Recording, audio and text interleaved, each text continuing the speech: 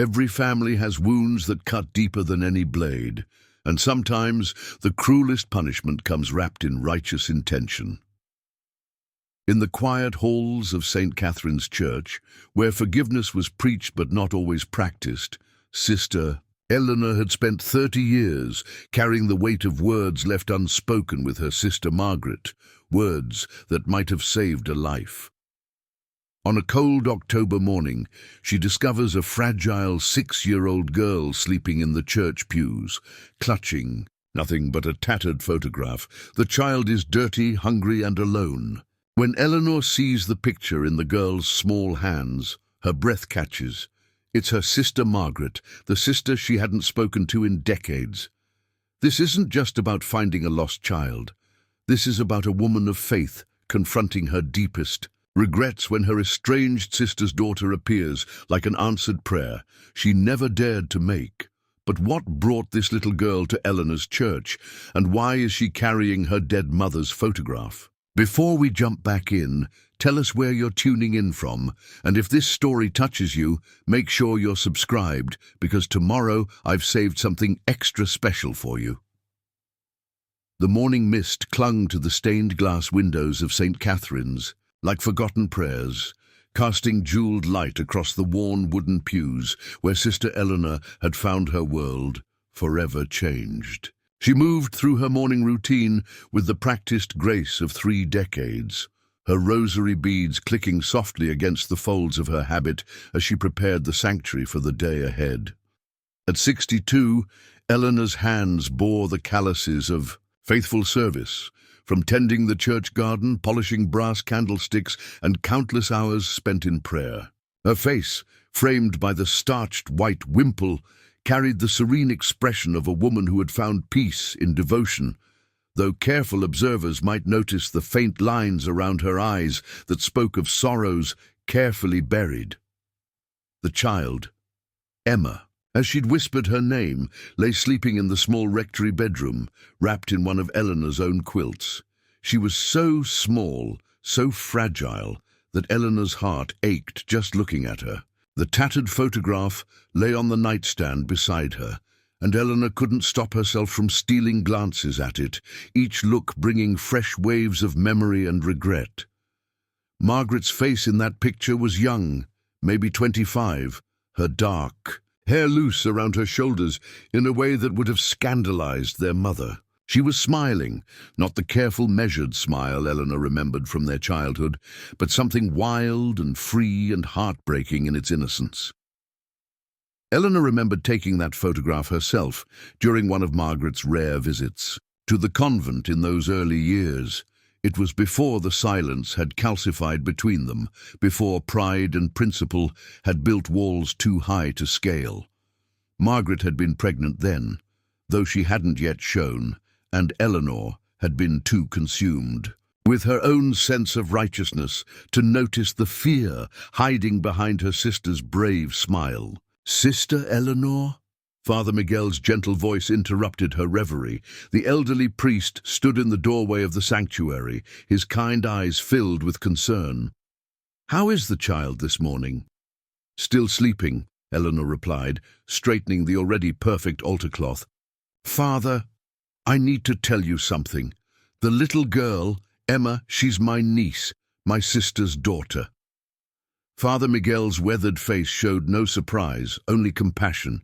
He had served this parish for 40 years and had learned that God's ways of bringing people together were often mysterious and always purposeful. "I wondered about the photograph," he said simply. "The resemblance is quite strong." Eleanor's hands stilled on the cloth. "I haven't spoken to Margaret in 30 years, Father, not since she stopped, unable to finish the sentence that had haunted her for decades, since she chose a different path than the one your family expected." The old priest's gentle words cut straight to the heart of Eleanor's pain. She nodded, not trusting her voice. Margaret had been 18 when she'd come home pregnant, defiant and afraid in equal measure. Their parents had been mortified, the shame of it in their small Catholic community, the whispered gossip, the pitying looks. "Eleanor," already 2 years into her novitiate, had chosen the safety of the convent over the messiness of supporting her sister. "We were so close as children," Eleanor whispered, her voice barely audible in the vast space of the sanctuary. "Margaret was always the brave one, the one who asked the questions I was too afraid to ask. She used to sneak into my bed during thunderstorms, and I'd tell her stories until she fell asleep. She remembered their shared dreams of adventure, whispered in the darkness of their childhood bedroom. Margaret had wanted to travel the world, to write books, to see everything life had to offer. Eleanor had dreamed of serving God, of finding purpose in devotion. They had supported each other's dreams then, when love was simpler and the world hadn't yet taught them that choosing one path meant abandoning another. When she came home pregnant, our parents gave her an ultimatum. Eleanor continued, her voice growing stronger with the telling, "Give up the baby for adoption and come home, or leave and never come back." I could have spoken up, could have offered her sanctuary here, could have... She stopped, overwhelmed by the weight of 30 years of regret. "But you were young too," Father Miguel reminded her gently, "and facing your own difficult choices." Eleanor shook her head. "That's no excuse. She needed her family and we abandoned her. I abandoned her." The sound of small footsteps on the stone floor interrupted them. Emma appeared in the doorway, still wearing the oversized nightgown Eleanor had found for her, her dark hair tangled with sleep. She clutched the photograph against her chest like a lifeline. "Good morning, sweetheart," Eleanor said softly, her heart contracting at the sight of the child's wary eyes. "Are you hungry?" Emma nodded, but didn't speak, her gaze moving between Eleanor and Father Miguel, with the cautious assessment of a child who had learned not to trust too easily. Eleanor knelt down to Emma's level, her voice gentle as a prayer. "This is Father Miguel. He's a good man, a safe man. And I'm your Aunt Eleanor, though you can call me whatever feels comfortable." Emma's grip tightened on the photograph. "Mama said I had an Aunt Ellie," she whispered, her voice barely audible. "She said you lived in God's house." The simple words hit Eleanor like a physical blow. Margaret had told Emma about her. Despite 30 years of silence, despite all the pain and separation, Margaret had kept Eleanor alive in her daughter's heart. "She was right," Eleanor managed, tears threatening to spill over. "This is God's house, and you're welcome here for as long as you need to stay." Emma studied her face with an intensity that was unsettling in someone so young. "Mama's gone," she said matter-of-factly, though her lower lip trembled slightly. "She won't wake up anymore." Eleanor's heart broke a little more. She reached out slowly, giving Emma the chance to pull away, and gently touched the child's shoulder. "I know, sweetheart. I'm so sorry about your mama, but you're not alone now. You have a family." Emma leaned into the touch, starved for comfort, and Eleanor gathered her into her arms. The child was so thin, so light, that Eleanor wondered how long it had been since she'd had a proper meal. Emma smelled of soap from the bath Eleanor had given her the night before, but underneath that was the lingering scent of fear and sadness that no amount of washing could remove. "Sister Margaret's last letter," Father Miguel said quietly, producing an envelope from his pocket. "I found it in the parish records. It came about 6 months ago, but you were visiting the mission in Guatemala then. I set it aside and—" Eleanor's hands shook as she took the envelope. Her name was written across the front in Margaret's familiar handwriting, though it looked shakier now, more desperate. She had never opened Margaret's letters when they came. Pride and pain had made her return them unopened, a cruelty she now realized had cost them both dearly. "Read it later," Father Miguel advised gently, seeing her distress. "When you're ready." Emma pulled back from Eleanor's embrace and looked up at her with eyes that were far too old for her face. "Will you take care of me now?" she asked simply. Eleanor cupped the child's face in her hands, seeing Margaret's features reflected there like an echo of the past. Yes, she whispered, the words both a promise and a prayer. Yes, I will. But even as she made that vow, Eleanor knew that taking care of Emma would mean confronting every choice she'd made over the past 30 years. It would mean examining the careful life she'd built in service to God and asking herself the hardest question of all: had she been serving God, or had she been hiding from the messy, complicated demands of human love? Emma pressed the photograph into Eleanor's hands. "This is my mama," she said solemnly. "She was pretty." Eleanor studied the image of her sister, remembering the day she'd taken it with an old instant camera. Margaret had been laughing at something, Eleanor had said, her face bright with joy and possibility. She looked so young, so hopeful, so heartbreakingly alive. "Yes," Eleanor whispered, her voice thick with unshed tears. "She was beautiful, and she loved you very much." Emma nodded gravely, as if this was simply a fact she'd always known. "She told me stories about when you were little together, about thunderstorms." Eleanor's breath caught. Margaret had remembered. Despite everything that had come between them, she had remembered their childhood intimacy and had passed those memories on to her daughter like precious heirlooms. As the morning sun climbed higher, painting the sanctuary in warm gold, Eleanor began to understand that Emma's arrival was more than coincidence. It was an opportunity for redemption, a chance to repair the damage that pride and silence had wrought.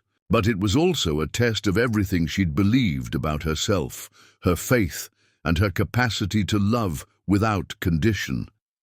She looked down at the child who carried her sister's face and felt the first stirrings of a love that was fierce and protective and entirely unexpected.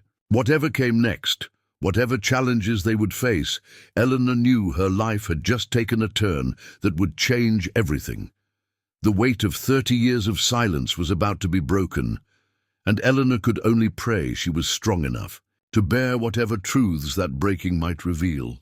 Eleanor was braiding Emma's hair when the knock came, 3 sharp raps that echoed through the rectory like gunshots.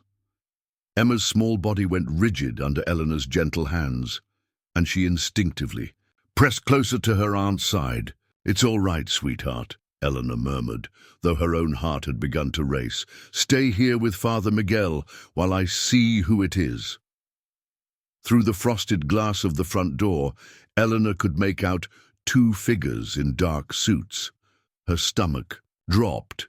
She had been dreading this moment since finding Emma 3 days ago, knowing that a missing child would eventually bring official attention.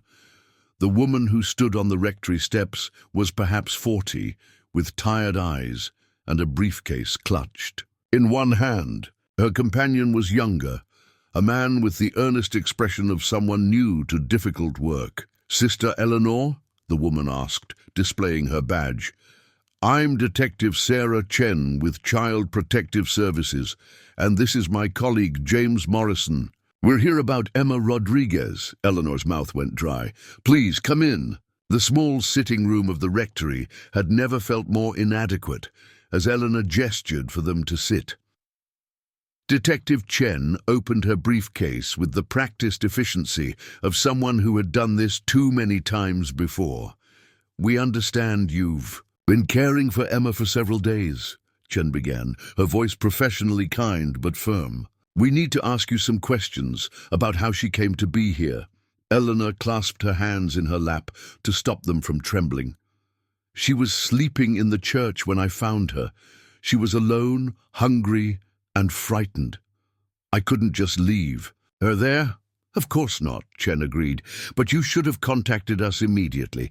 Emma is a ward of the state, sister. She's been missing from her foster placement for over a week." The words hit Eleanor like cold water. Foster placement. Her niece had been in the system, bouncing between strangers, while Eleanor lived in ignorance just across the city. "I didn't know," Eleanor whispered. "I had no idea she even existed until I found her here." Detective Chen's expression softened. Slightly. According to our records, you're Emma's maternal aunt. Is that correct? Yes, but I haven't spoken to my sister Margaret in 30 years. We were... Eleanor struggled to find words that wouldn't sound like an excuse. We were estranged. Morrison leaned forward, consulting his tablet. Margaret Rodriguez died 3 months ago of an apparent drug overdose. Emma was found in the apartment 2 days later by a neighbor who heard her crying. Eleanor felt the room spin around her. 3 months. Margaret had been dead for 3 months, and Eleanor had known nothing about it. No funeral, no goodbye, no chance to make amends. Her sister had died alone, and Eleanor had been tending her garden and saying her prayers, blissfully unaware that the last chance for reconciliation had slipped away forever. How long was Emma alone in the apartment? Eleanor managed to ask. Chen's jaw tightened. We estimate about 48 hours. She was dehydrated and... She glanced toward the hallway, where Emma's laughter could be heard, as Father Miguel showed her the church's old music boxes. She was traumatized. We placed her with the Hendersons, an experienced foster family, but she ran away within a week. She's been in foster care for 3 months. Eleanor's voice rose despite her efforts to stay calm. 4 different placements, Morrison confirmed grimly. She keeps running away. The current thinking is that she's looking for her mother, not understanding that her mother is dead, Eleanor finished, her heart breaking for the confused, grieving child who had somehow found her way to the only family she had left. Detective. Chen leaned forward. Sister, I need to be frank with you. Emma has been through significant trauma. Her mother's addiction created an unstable environment, and there were multiple reports to CPS over the past 2 years. Neglect, possible exposure to drug activity, inappropriate adult visitors in the home. Eleanor closed her eyes, imagining her sister struggling with demons she couldn't fight, trying to protect Emma from a world that was slowly destroying them both. How had it gotten so bad? When had Margaret's bright dreams turned into such darkness? What happens now?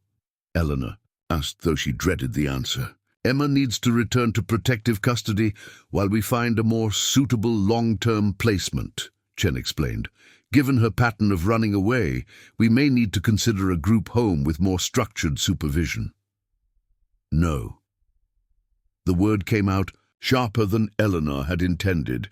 She's my niece. She's family. Chen's expression grew sympathetic but firm. Sister, I understand your feelings, but caring for a traumatized child requires specific training and resources. Emma needs therapy, medical care, educational support. She needs love, Eleanor interrupted. She needs a family. She needs to... No, she's not going to be abandoned again. Morrison shifted uncomfortably. Sister, with respect, you have no experience with children, no training in trauma care, and your living situation isn't exactly conventional. A convent isn't. This is God's house, Eleanor said quietly, but with steel in her voice. It's a place of sanctuary, and Emma belongs here. Detective Chen studied Eleanor's face for a long moment. I can see that you care about her, and that's commendable. But the reality is that the courts prioritize stability and experience when it comes to child placement. You'd need to apply for kinship foster care, undergo extensive background checks, complete parenting classes, modify your living space to meet safety requirements. Then I'll do all of that, Eleanor said without hesitation. Whatever it takes. The process can take months, Chen warned, and there's no guarantee you'd be approved. In the meantime, Emma needs immediate care. Eleanor thought of Emma's small hand in hers, the way the child had finally smiled when Eleanor taught her to light. The votive candles that morning. She thought of Margaret's photograph, clutched against Emma's chest like a lifeline, and of 30 years of silence that could never be undone. What if she stays here while the process moves forward? Eleanor asked. Temporary kinship care.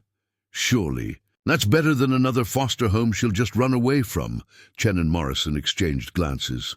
That would require a court order, Chen said slowly, and a lot of documentation. But she paused, seeming to wrestle with herself. Given Emma's attachment to you and her history of running away, it might be worth exploring. Eleanor's heart leaped, but Chen held up a warning hand. This would be strictly temporary, sister. You'd have supervised visits from caseworkers, mandatory counseling sessions for Emma, and you'd need to demonstrate that you can provide appropriate care. The first sign that this arrangement isn't working, it will work, Eleanor said with quiet conviction. She's my family, my sister's daughter. I won't fail her the way I failed Margaret. The admission hung in the air between them, raw and painful. Chen's expression softened further. Sister, can I ask why you and your sister were estranged? Eleanor looked down at her hands, at the simple silver ring that marked her as a bride of Christ. How could she explain 30 years of pride and rigidity, of choosing the safety of doctrine over the messiness of human love? I thought I was choosing God over family, she said finally. I thought my calling was more important than Margaret's need for support. I was wrong. Father Miguel's voice drifted from the hallway as he told Emma about the saints whose statues lined the nave. Eleanor heard Emma's delighted giggle and felt her resolve strengthen. I can't change what happened with Margaret, Eleanor continued, but I can be here for Emma now. I can give her the love and stability she needs. Detective Chen made notes in her file. I'll need to speak with Emma privately, and we'll need to do a thorough assessment of the living situation here. But sister, she looked up from her paperwork, I've been doing this job for 15 years, and I've learned to recognize genuine love when I see it. Emma lights up when she talks about you. That means something. She talks about me? Eleanor asked, surprised. She told the Hendersons that her Aunt Ellie was waiting for her at God's house, Morrison said with a slight smile. They thought it was a delusion brought on by trauma. Turns out the kid knew exactly where she was going. Eleanor felt tears prick her eyes. Somehow, across 30 years of silence and through all of Margaret's struggles, the connection between the sisters had survived in the stories Margaret told her daughter. Emma had found her way to Eleanor not by accident, but by instinct, the pull of family that even death couldn't completely sever. There's something else you need to know, Chen said, her voice growing heavier. We haven't been able to locate Emma's father. Margaret never listed him on any official documents, and Emma doesn't seem to know anything about him. Eleanor nodded, filing away this information. Another mystery in Margaret's life, another piece of the puzzle she'd never been allowed to see. When can we start the process? Eleanor asked. I'll file the paperwork this afternoon, Chen promised. But sister, I need you to understand. This is going to be scrutinized heavily. The court will want to see that you can provide everything a traditional family can offer. Are you prepared for that level of examination? Eleanor thought of her quiet life of prayer and service, about to be turned upside down by home visits and court hearings and the demands of raising a traumatized child. She thought about Margaret, who had faced these challenges alone and without support. Yes, she said simply, I'm prepared. After the officials left, Eleanor found Emma and Father Miguel in the sanctuary.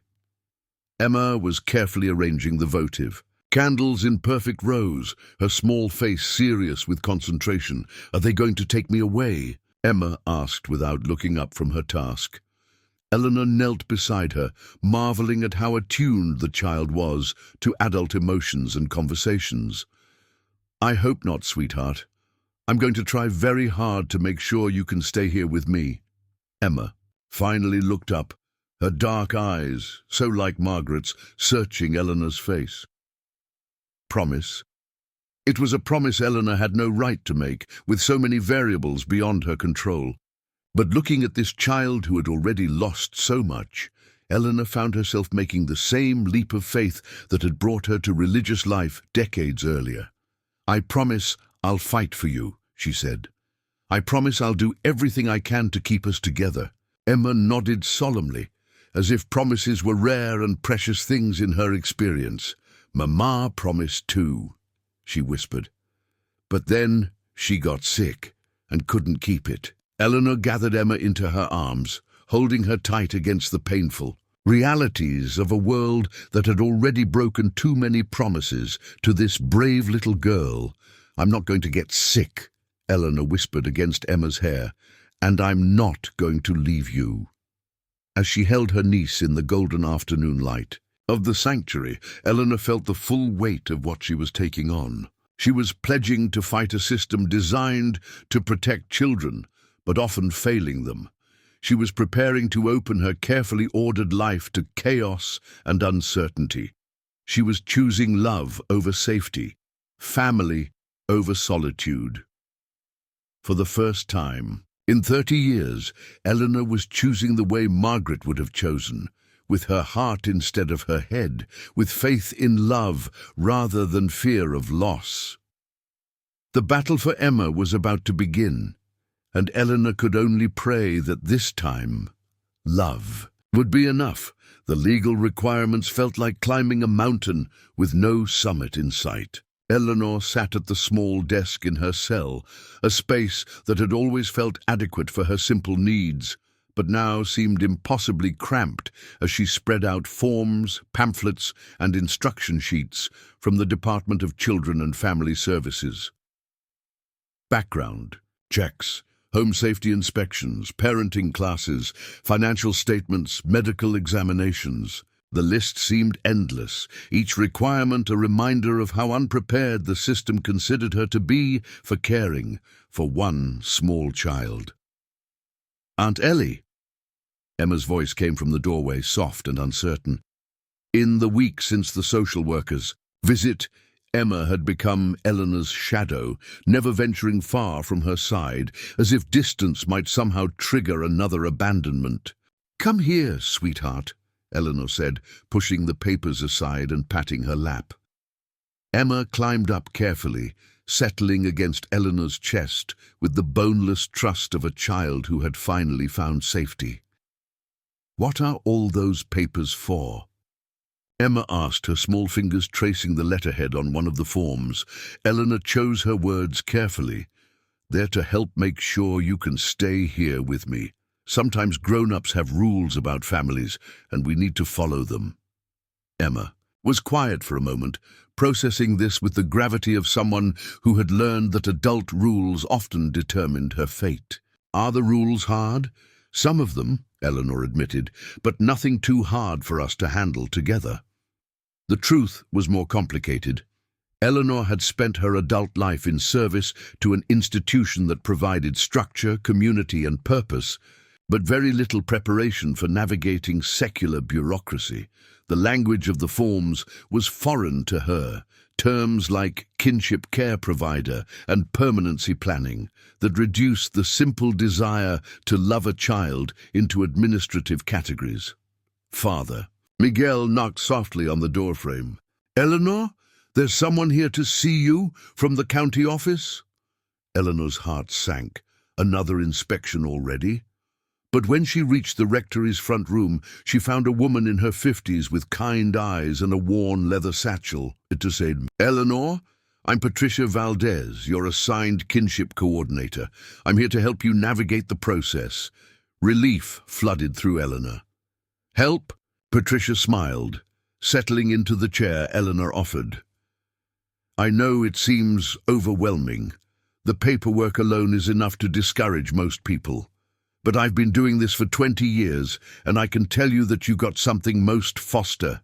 Families struggle to provide genuine family connection." Eleanor felt Emma press closer to her side. "What does that mean for us?" "It means we fast-track some requirements and focus on the most critical elements," Patricia explained, pulling out a tablet. "First, let's talk about Margaret's apartment. According to the file, her belongings are still in storage.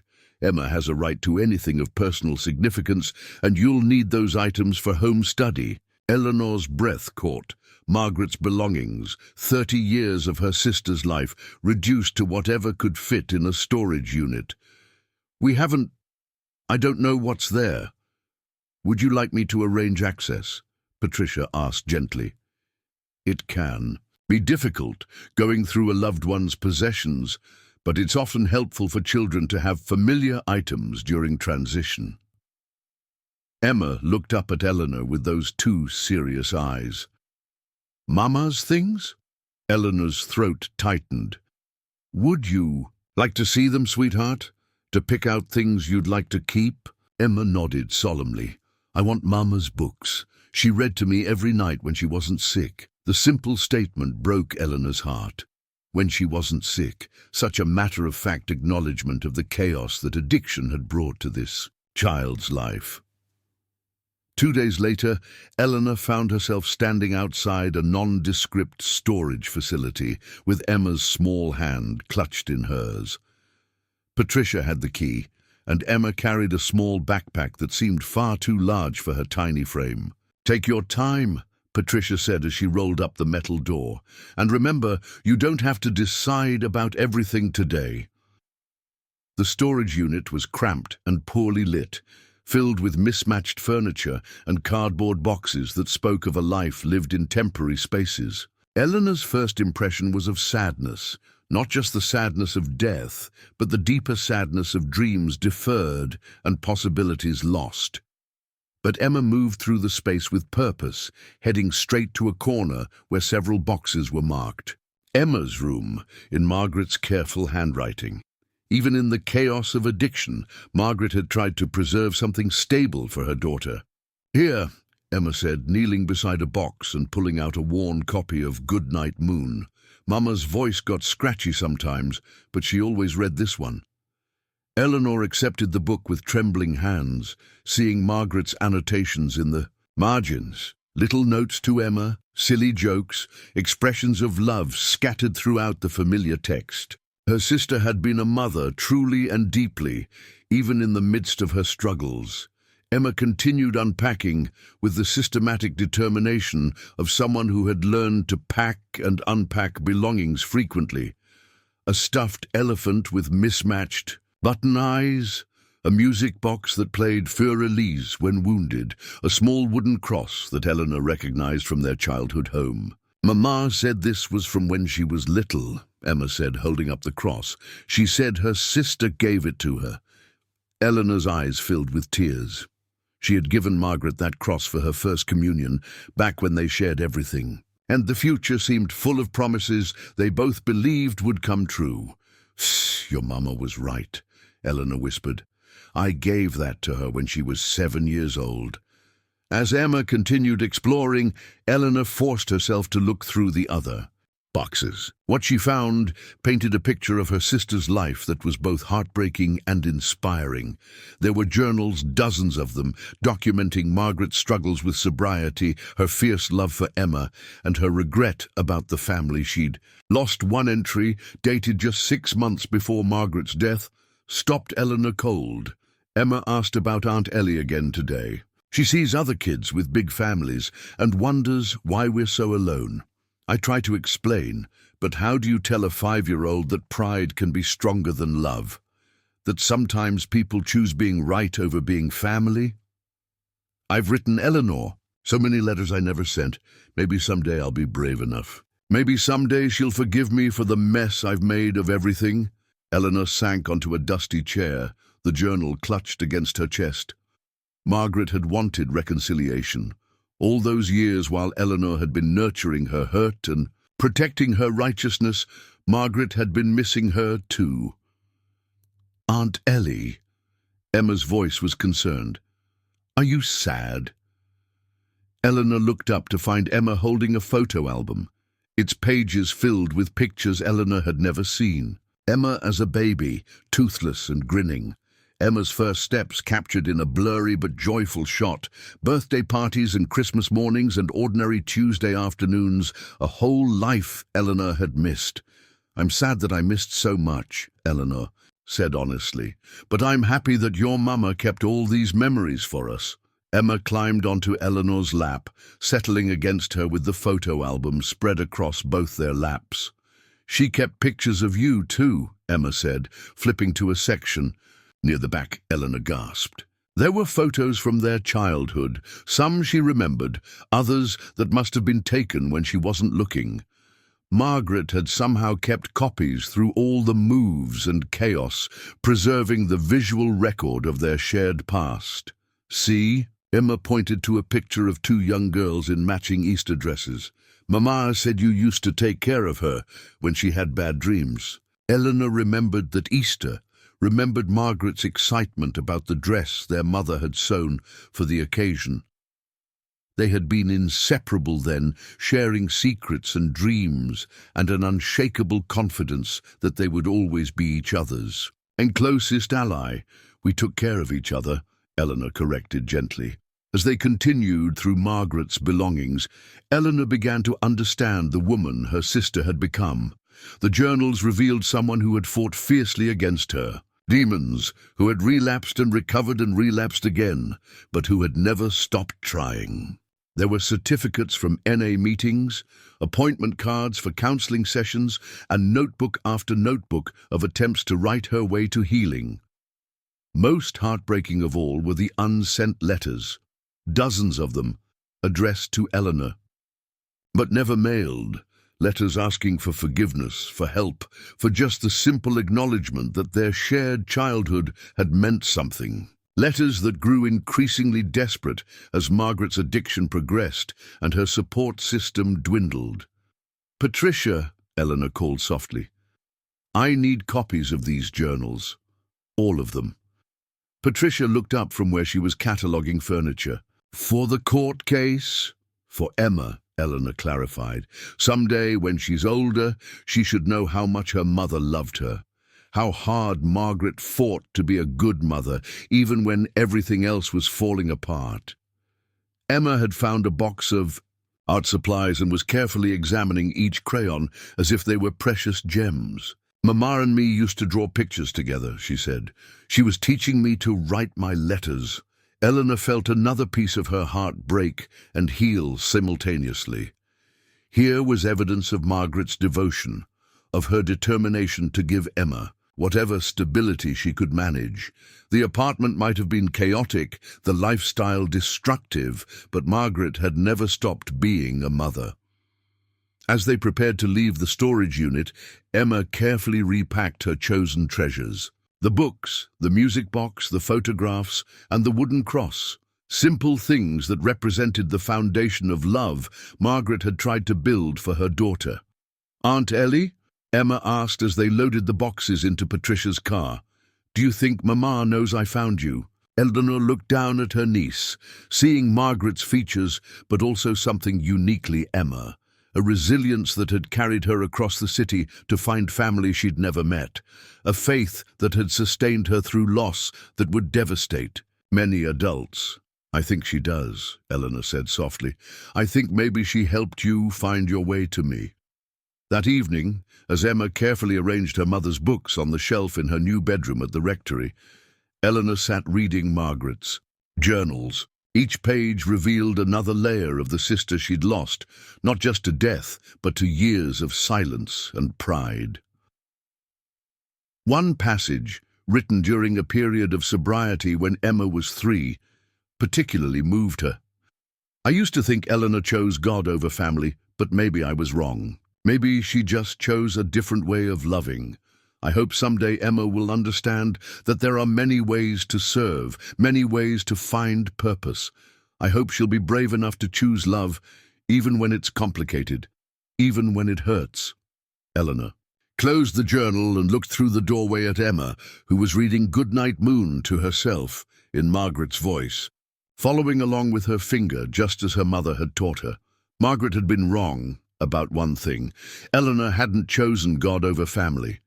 She had chosen fear over love, safety over risk, the certainty of religious life over the messy uncertainty of human relationships.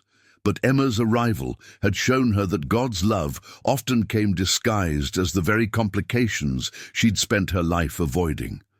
Tomorrow would bring more paperwork, more requirements, more challenges to their fragile new family. But tonight, as Emma's sleepy voice drifted through the rectory reading her mother's favorite story, Eleanor felt something she hadn't experienced in 30 years. The simple joy of being needed by someone who shared her blood, her history, and her capacity for love. The first sign of trouble came on a Tuesday morning when Eleanor received a call from Emma's new school. She had enrolled Emma at St. Catherine's Elementary, hoping the familiar Catholic environment would provide stability, but the adjustment was proving more difficult than either of them had anticipated. "Sister Eleanor." The voice of Mrs. Patterson, Emma's teacher, was carefully controlled but concerned. "I need you to come in. There's been an incident." Eleanor's stomach dropped. "Is Emma hurt?"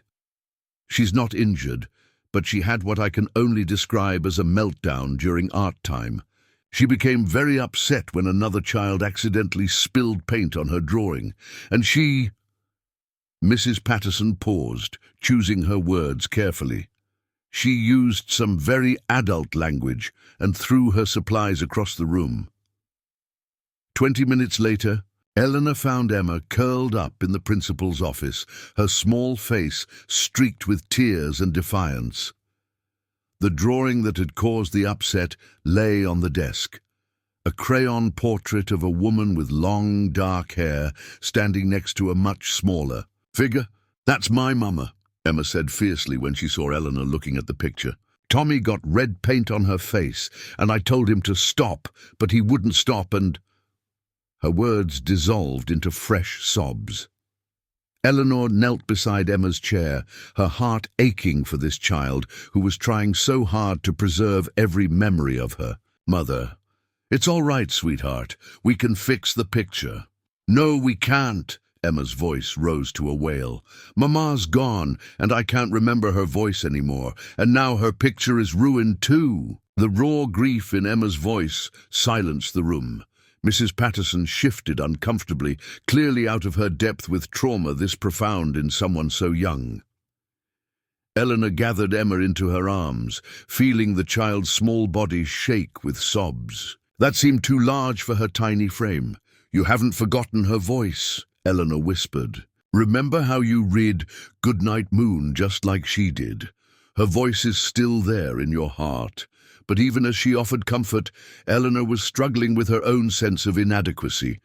The parenting classes she'd been attending covered developmental milestones and nutrition guidelines, but they hadn't prepared her for this, for the depth of Emma's trauma and the way grief could ambush a child in unexpected moments. The school counselor, a young woman named Ms. Rodriguez, joined them in the principal's office. Emma's teacher mentioned that this isn't the first time she's had difficulty with emotional regulation, she said gently.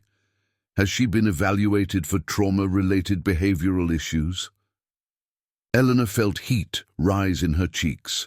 Another thing she should have known, should have anticipated. "We're working with child services to get her into therapy, but there's a waiting list." "I can make some calls," Ms. Rodriguez offered.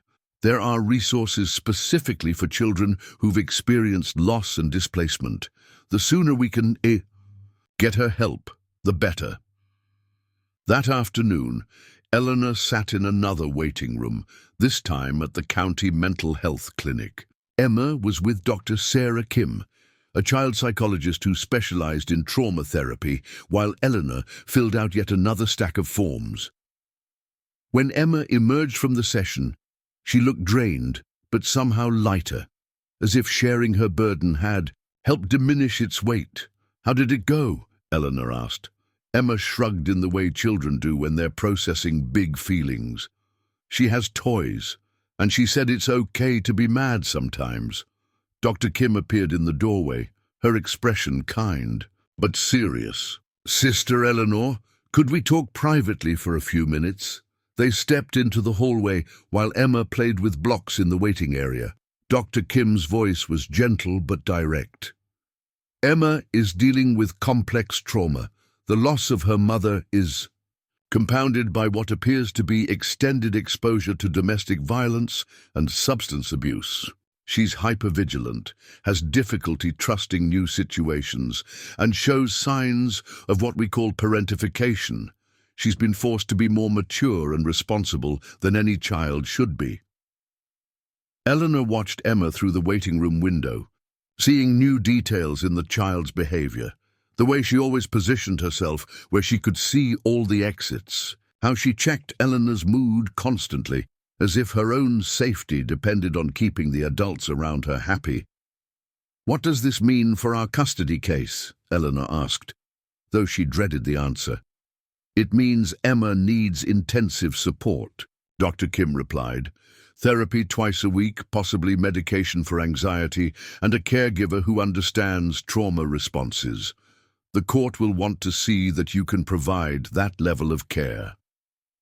Eleanor nodded, adding mental health support to her growing list of responsibilities. But as she watched Emma carefully organizing the blocks by color, seeking control and order in a world that had provided little of either, she felt her resolve strengthen rather than weaken. "Whatever she needs," Eleanor said simply. The drive home was quiet, with Emma dozing in her car seat. Eleanor used the time to think about what Dr. Kim had told her, parentification. The word echoed in her mind as she remembered entries from Margaret's journals, descriptions of Emma helping her mother during difficult nights, fetching water and tissues and providing comfort that should have flowed in the opposite direction. That evening, as Eleanor helped Emma with her homework, she noticed the child's drawings for the first time. They were scattered throughout Emma's notebooks, not the typical carefree art of a 6-year-old, but careful, controlled sketches that told stories. One drawing showed 2 figures in a small room. The larger figure was lying down, and the smaller one was bringing her something. Another depicted a man with angry scribbles for a face standing over 2 cowering figures. A third showed the same small figure alone, surrounded by darkness. Eleanor's hands trembled as she recognized the narrative Emma had been trying to express through crayon and paper. These weren't just pictures, they were testimony to experiences. "No child should have to endure. Emma," Eleanor said gently, "these drawings tell stories. Would you like to tell me about them?" Emma looked up from her math worksheet, following Eleanor's gaze to the sketches. Her expression immediately became guarded, as if she realized she'd revealed more than she intended. "Mama was sick sometimes," Emma said carefully. "I helped take care of her." "That was very loving of you," Eleanor replied, choosing her words with extreme care. "But taking care of sick grown-ups isn't a job for little girls. That's a job for other grown-ups." Emma's brow furrowed, but there weren't any other grown-ups, just Mama and me, and sometimes Tony. But he made Mama cry. Eleanor felt a chill run through her. Tony, the first mention of a specific person from Emma's past life. "Tony made Mama cry?" Emma nodded matter-of-factly. "He was loud and scary. Mama said he loved us, but love isn't supposed to hurt. That's what she told me." Emma's voice dropped to a whisper. "But it hurt anyway." Eleanor set aside the homework and pulled Emma into her lap. "Love should never hurt," she agreed firmly. "Real love makes you feel safe and happy." "Like how you love me?" Emma asked, leaning back against Eleanor's chest. "Exactly like how I love you," Eleanor confirmed, pressing a kiss to the top of Emma's head, safe and warm and protected. But even as she offered reassurance, Eleanor was processing the implications of what Emma had revealed. Domestic violence. A man named Tony, who was part of Emma's traumatic history. Information that would be crucial for Dr. Kim and potentially for the court case. That night after Emma was asleep, Eleanor called Patricia Valdez. "I need to report something," Eleanor said without preamble. "Emma's been telling me about a man named Tony who was violent toward her and Margaret." Patricia's voice immediately became alert.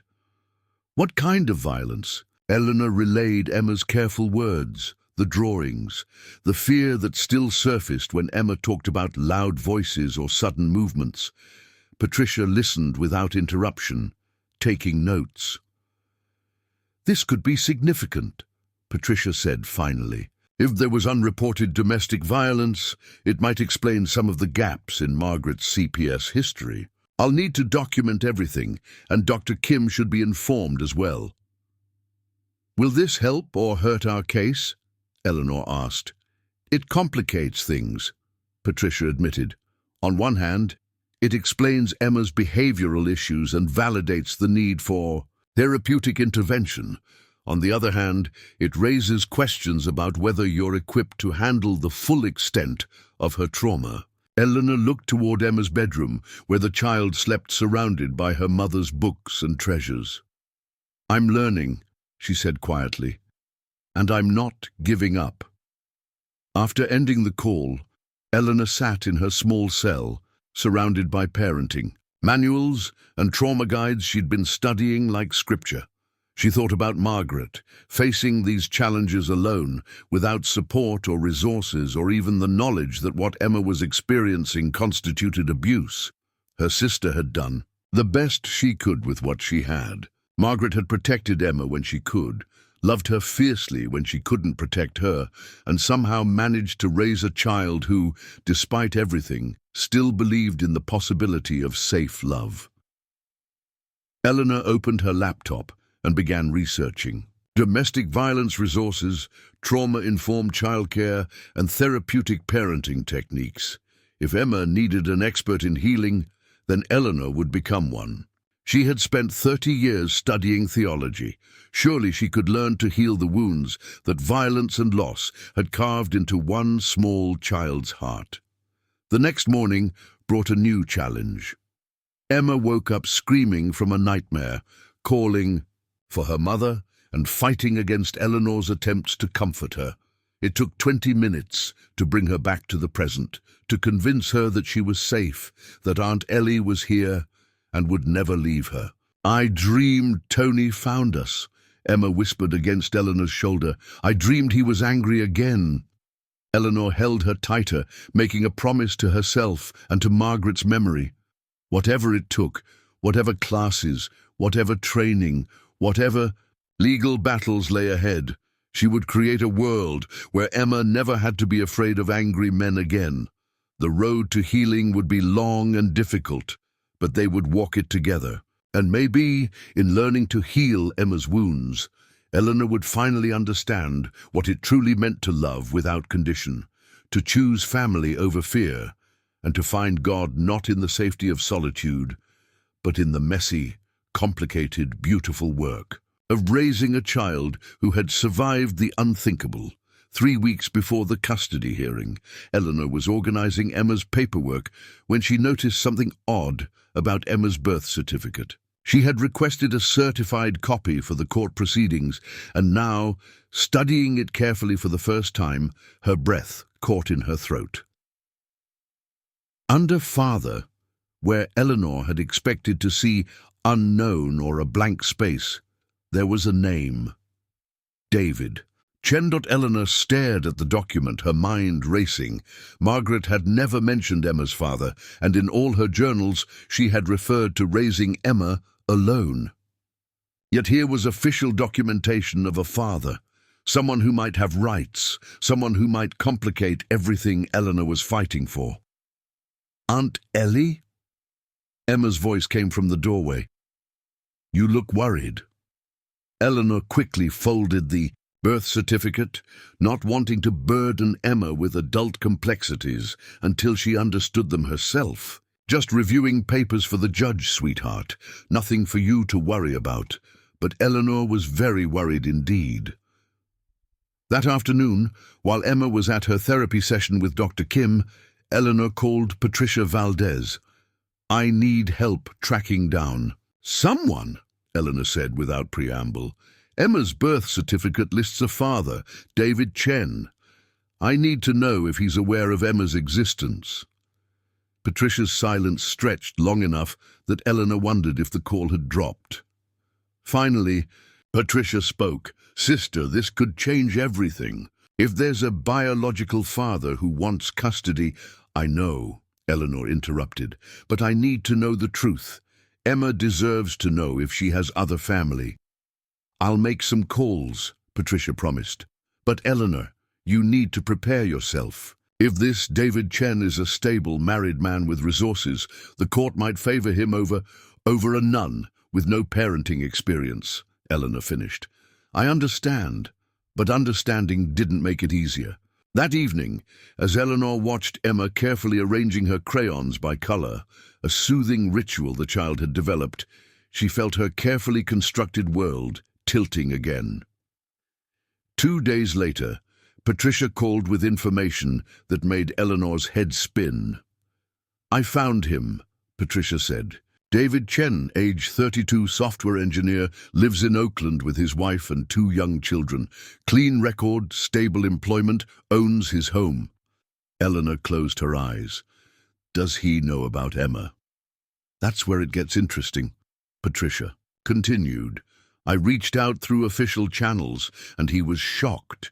He claims he never knew Margaret was pregnant. That's impossible, Eleanor protested. His name is on the birth certificate. Which means Margaret put it there, Patricia explained. But that doesn't mean she told him. Sister, I think you need to meet with him. Eleanor's first instinct was to refuse. Meeting Emma's father felt like stepping into a minefield. What if he wanted custody? What if he could provide Emma with the traditional family structure the courts seemed to prefer? But Margaret's journals had taught Eleanor something about the cost of silence, about the damage that secrets could inflict. Emma deserved the truth, whatever that truth might bring. The meeting was arranged for the following Saturday at a neutral location, a family resource center downtown. Eleanor's hand shook as she pushed Emma's stroller through the parking lot, wondering if she was about to lose the child she'd come to love as her own daughter. David Chen was younger than she'd expected, with kind eyes and an expression of bewildered concern.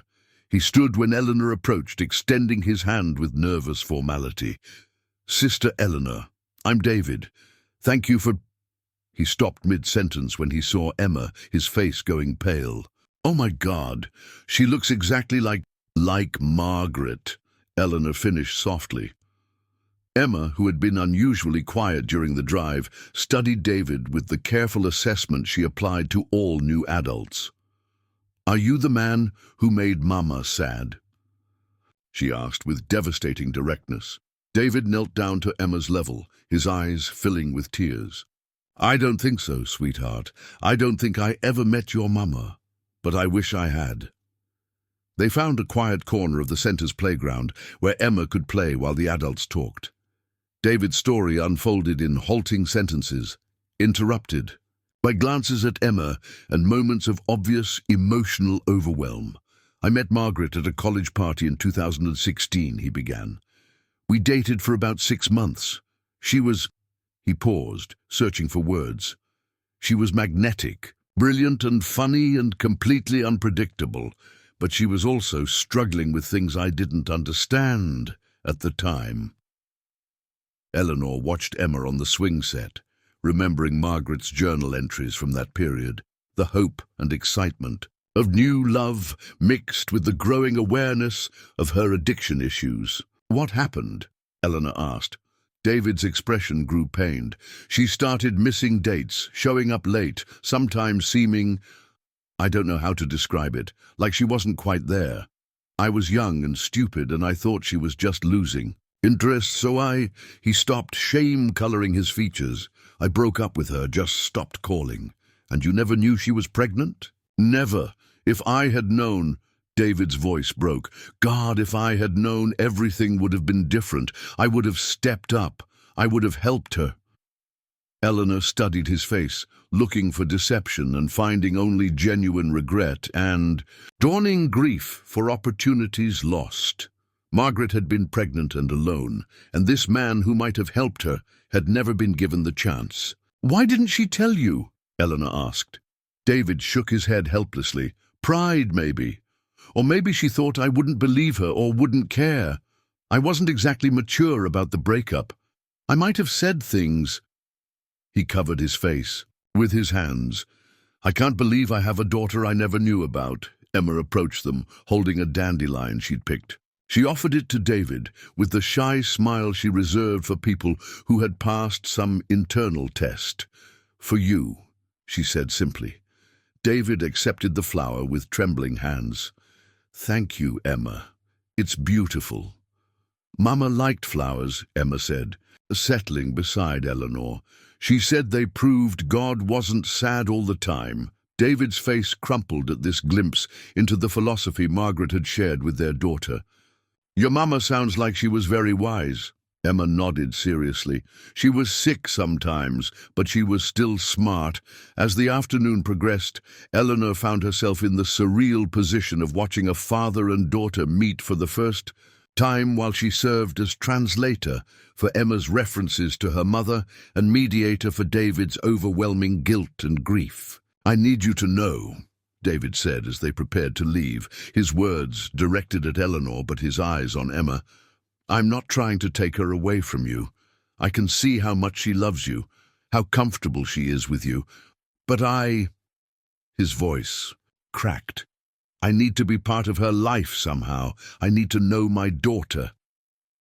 Eleanor felt the familiar tug of competing loyalties, her fierce protectiveness of Emma warring with her growing understanding that David's grief was genuine. He had lost just as much as Emma had, in a different way. What about your wife? Eleanor asked. Your other children? Lisa knows I'm here, David said. When the social worker called, I told her everything. She's amazing. She said if Emma is my daughter, then she's family. Our kids are 5 and 3. They've been asking for a little sister. Eleanor felt her world tilt again. Not just a father, but a stepmother and siblings. A complete family that could offer Emma everything Eleanor couldn't. 2 parents, financial stability, siblings to grow up with. I don't want to go with him, Emma said quietly, her small hand finding Eleanor's. I want to stay with you. David's face showed the pain of his daughter's rejection, but also understanding. That's okay, Emma. I don't want to take you away from Aunt Eleanor. Maybe we could just visit sometimes, get to know each other slowly. Eleanor saw the wisdom in David's approach, even as part of her wanted to gather Emma up and run. But Margaret's journals had taught her about the cost of shutting out family, about choosing fear over love. We could try that, Eleanor said carefully. Short visits with me there at first, see how everyone feels. As they walked to their cars, David turned to Eleanor with desperate gratitude. Thank you for taking care of her, for loving her, for giving me this chance. Eleanor looked down at Emma, who was clutching both their hands and swinging between them like any child with 2 adults who cared about her. She's easy to love, Eleanor said simply. That night, as Eleanor tucked Emma into bed, the child asked the question Eleanor had been dreading. Is David going to be my daddy now? Eleanor chose her words carefully. David is your father, the man who helped bring you into the world. But being a daddy is different. That's something that happens over time, when people get to know each other and learn to love each other. Emma was quiet for a long moment. Can someone have an Aunt Ellie and a daddy? Yes, sweetheart. Some children are lucky enough to have lots of people who love them. Like a big family. Eleanor thought about David's wife and children, about the possibility of Emma growing up with siblings and cousins, and the kind of extended family Eleanor had always dreamed of providing, but never could. Yes, she whispered, like a very big family. As Emma drifted off to sleep, Eleanor sat in the darkness, wrestling with feelings she couldn't quite name. Relief that Emma had a father who wanted to know her. Fear that this new family might eventually replace her. Guilt that her own desires might be selfish when weighed against Emma's needs. But underneath all of that was something Margaret's journals had taught her to recognize. The complicated truth that love multiplies, rather than divides, that families can be built in unexpected ways, and that sometimes the greatest act of love is learning to share the people you hold most dear. The custody hearing was still weeks away, but Eleanor was beginning to understand that the battle wasn't just about who would raise Emma. It was about learning to create a new kind of family, one that honored Emma's past while building her future, one that included rather than excluded, one that chose love over fear, even when that choice felt terrifying. Tomorrow would bring new challenges, new conversations with lawyers and social workers about how to navigate this unexpected development. But tonight, Eleanor listened to Emma's peaceful breathing and felt something she hadn't expected. Hope that maybe, just maybe, they were all about to discover what it meant to be family in ways none of them had imagined. The discovery came 3 days later, hidden in the very last box of Margaret's belongings that Eleanor had been too overwhelmed to fully explore. She was looking for Emma's medical records when her fingers closed around a small velvet jewelry box tucked beneath a stack of bills. Inside was a simple gold wedding band, worn thin but carefully preserved. Eleanor stared at it in confusion. She had found no record of Margaret ever being married, no divorce papers, no mention of a husband in any of the official documents. But when she opened the box fully, she found a small piece of paper folded beneath the ring. In Margaret's handwriting, Mrs. David Chen, June 15th, 2017, the best 3 months of my life. Eleanor's hands trembled as she unfolded the paper completely.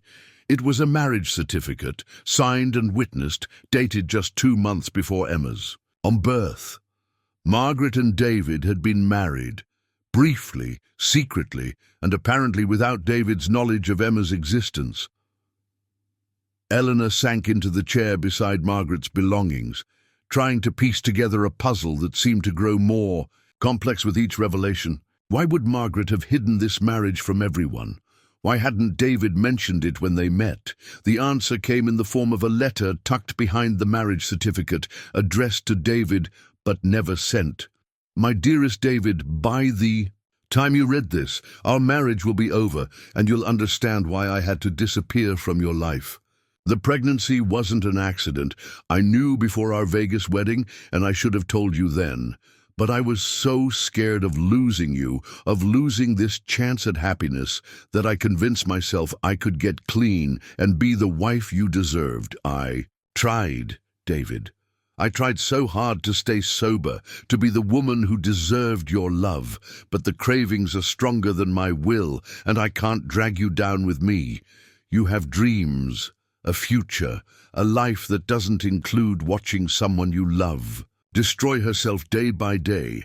I'm filing for divorce and citing abandonment, so you won't have to be responsible for my debts or my failures. I'm listing you as Emma's father because she deserves to know she came from good people, even if one of them is broken beyond repair. Don't look for us. Don't try to save us. Just remember the 3 months when we were happy, and know that you gave me the only taste of real love I ever had. Margaret Eleanor read the letter 3 times, each reading deepening her understanding of her sister's final sacrifice. Margaret hadn't just hidden her pregnancy, she had hidden her marriage, her love, and her desperate struggle to protect David from the chaos of her addiction. The phone rang, interrupting Eleanor's thoughts. It was Patricia Valdez, her voice tight with urgency. Eleanor, we have a problem. David Chen just contacted my office. Apparently he's been doing his own research and he's found some discrepancies in the timeline he was given. Eleanor's stomach dropped. What kind of discrepancies? He's hired a lawyer, Eleanor. He's questioning whether you've been fully honest about Margaret's relationship with him, and he's asking for immediate DNA testing and a review of his parental rights. Eleanor looked down at the marriage certificate. In her hands, Patricia, I need to see David. Today. There are things he needs to know. The meeting was arranged for that afternoon, this time in Patricia's office, with both lawyers present. Eleanor brought the jewelry box and its contents, knowing that what she was about to reveal would change everything once again. David looked different than he had the previous week. More formal, more guarded, with the sharp-eyed lawyer beside, him serving as both advisor and shield. "Sister Eleanor," David's lawyer began, "my client has some concerns about the information he's been given regarding his relationship with Emma's mother. We've found records suggesting that you were married to Margaret," Eleanor interrupted quietly, placing the jewelry box on the conference table. "I know. I found this yesterday." David's face went white as Eleanor opened the box and revealed the ring and certificates. His lawyer leaned forward, examining the documents with professional interest, but David seemed frozen, staring at the simple gold band as if it might disappear. "We were married?" David's voice was barely a whisper. Eleanor nodded. "June 15th, 2017, in Las Vegas, about 2 months before Emma was born. But we never... David's composure cracked completely. "I don't remember getting married." "How could I not remember getting married?" Eleanor handed him Margaret's unsent letter. "I think this will explain some things." As David read, his face cycled through emotions: confusion, pain, understanding, and finally a grief so profound that Eleanor felt it echo in her own chest.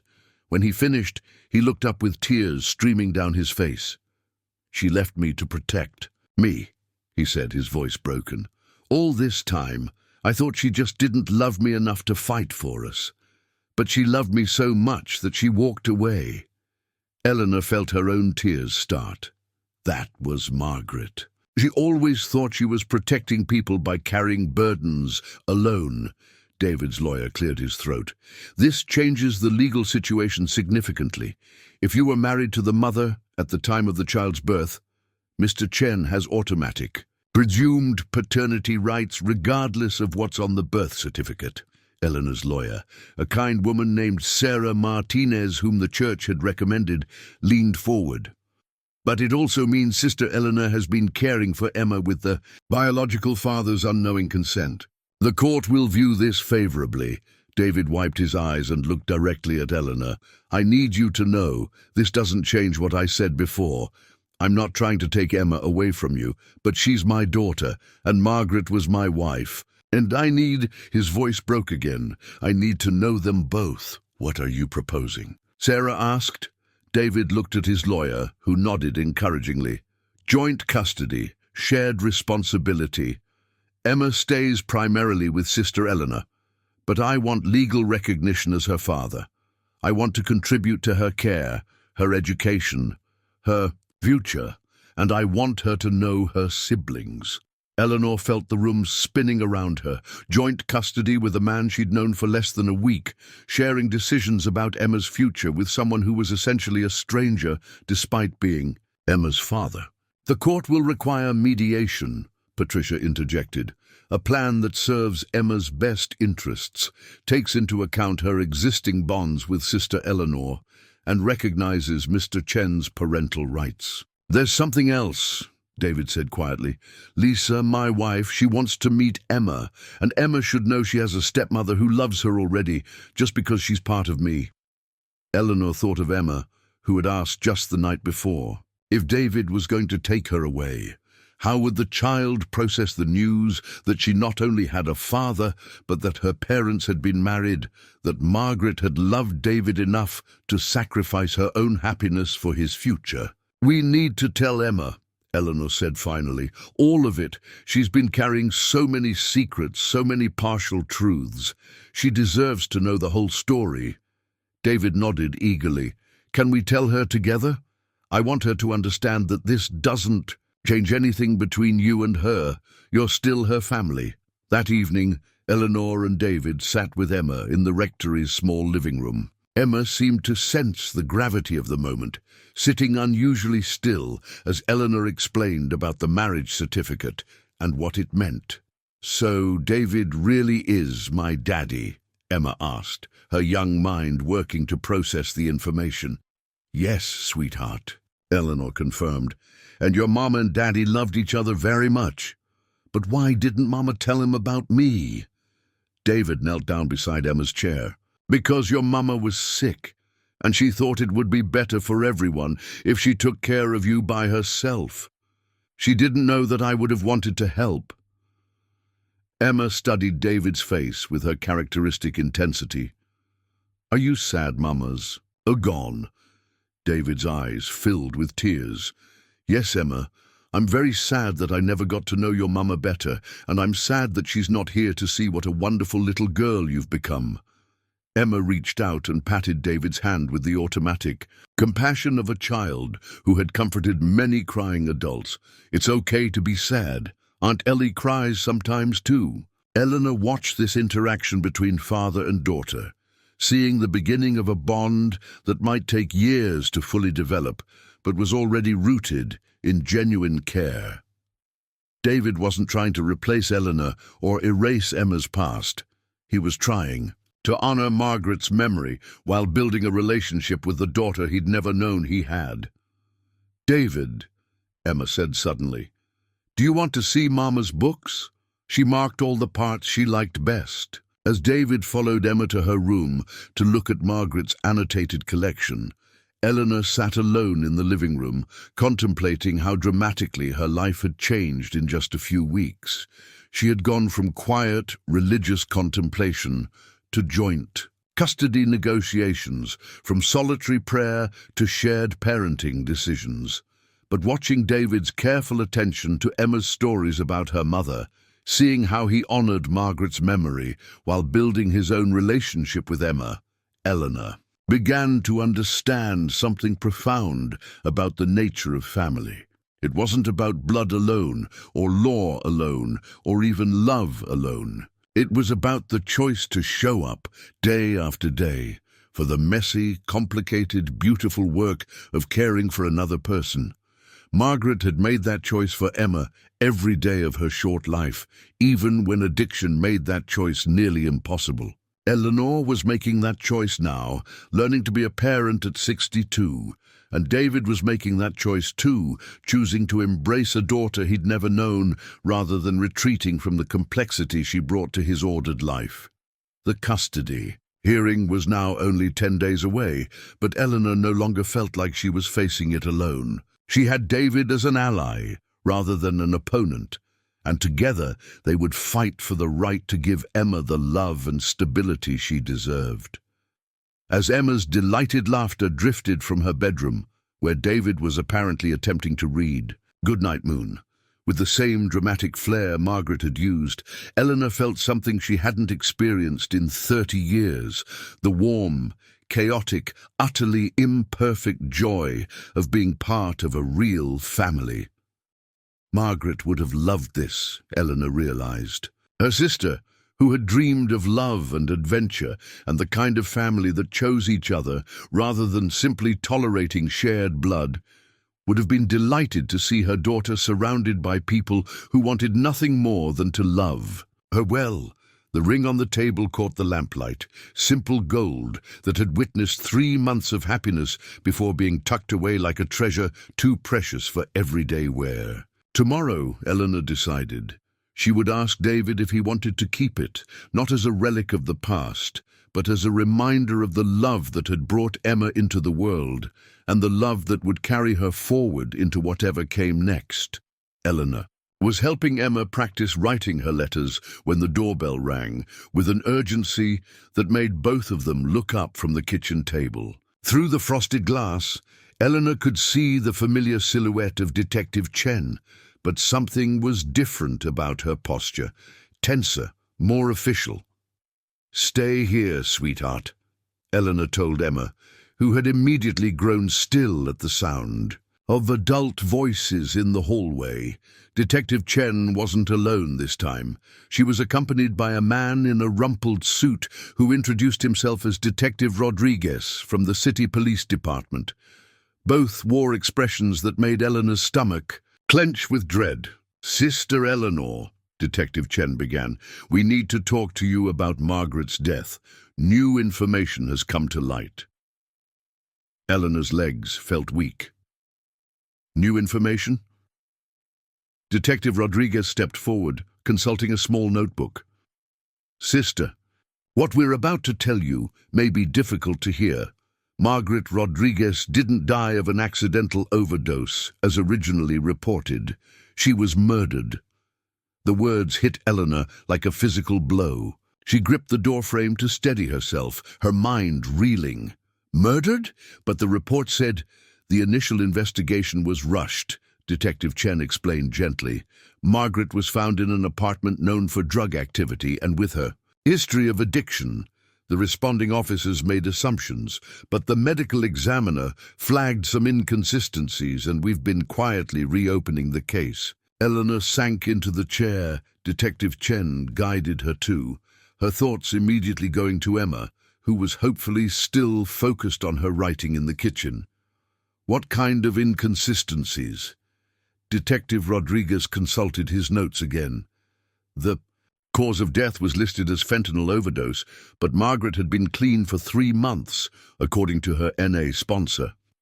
There were defensive wounds on her hands and arms that weren't properly documented initially, and... He paused, clearly struggling with how to phrase what came next. "There were signs that someone else was in the apartment when she died." Eleanor's hands began to shake. "Someone else? We believe Margaret was murdered by her drug dealer when she threatened to report his activities to police," Detective Chen said quietly.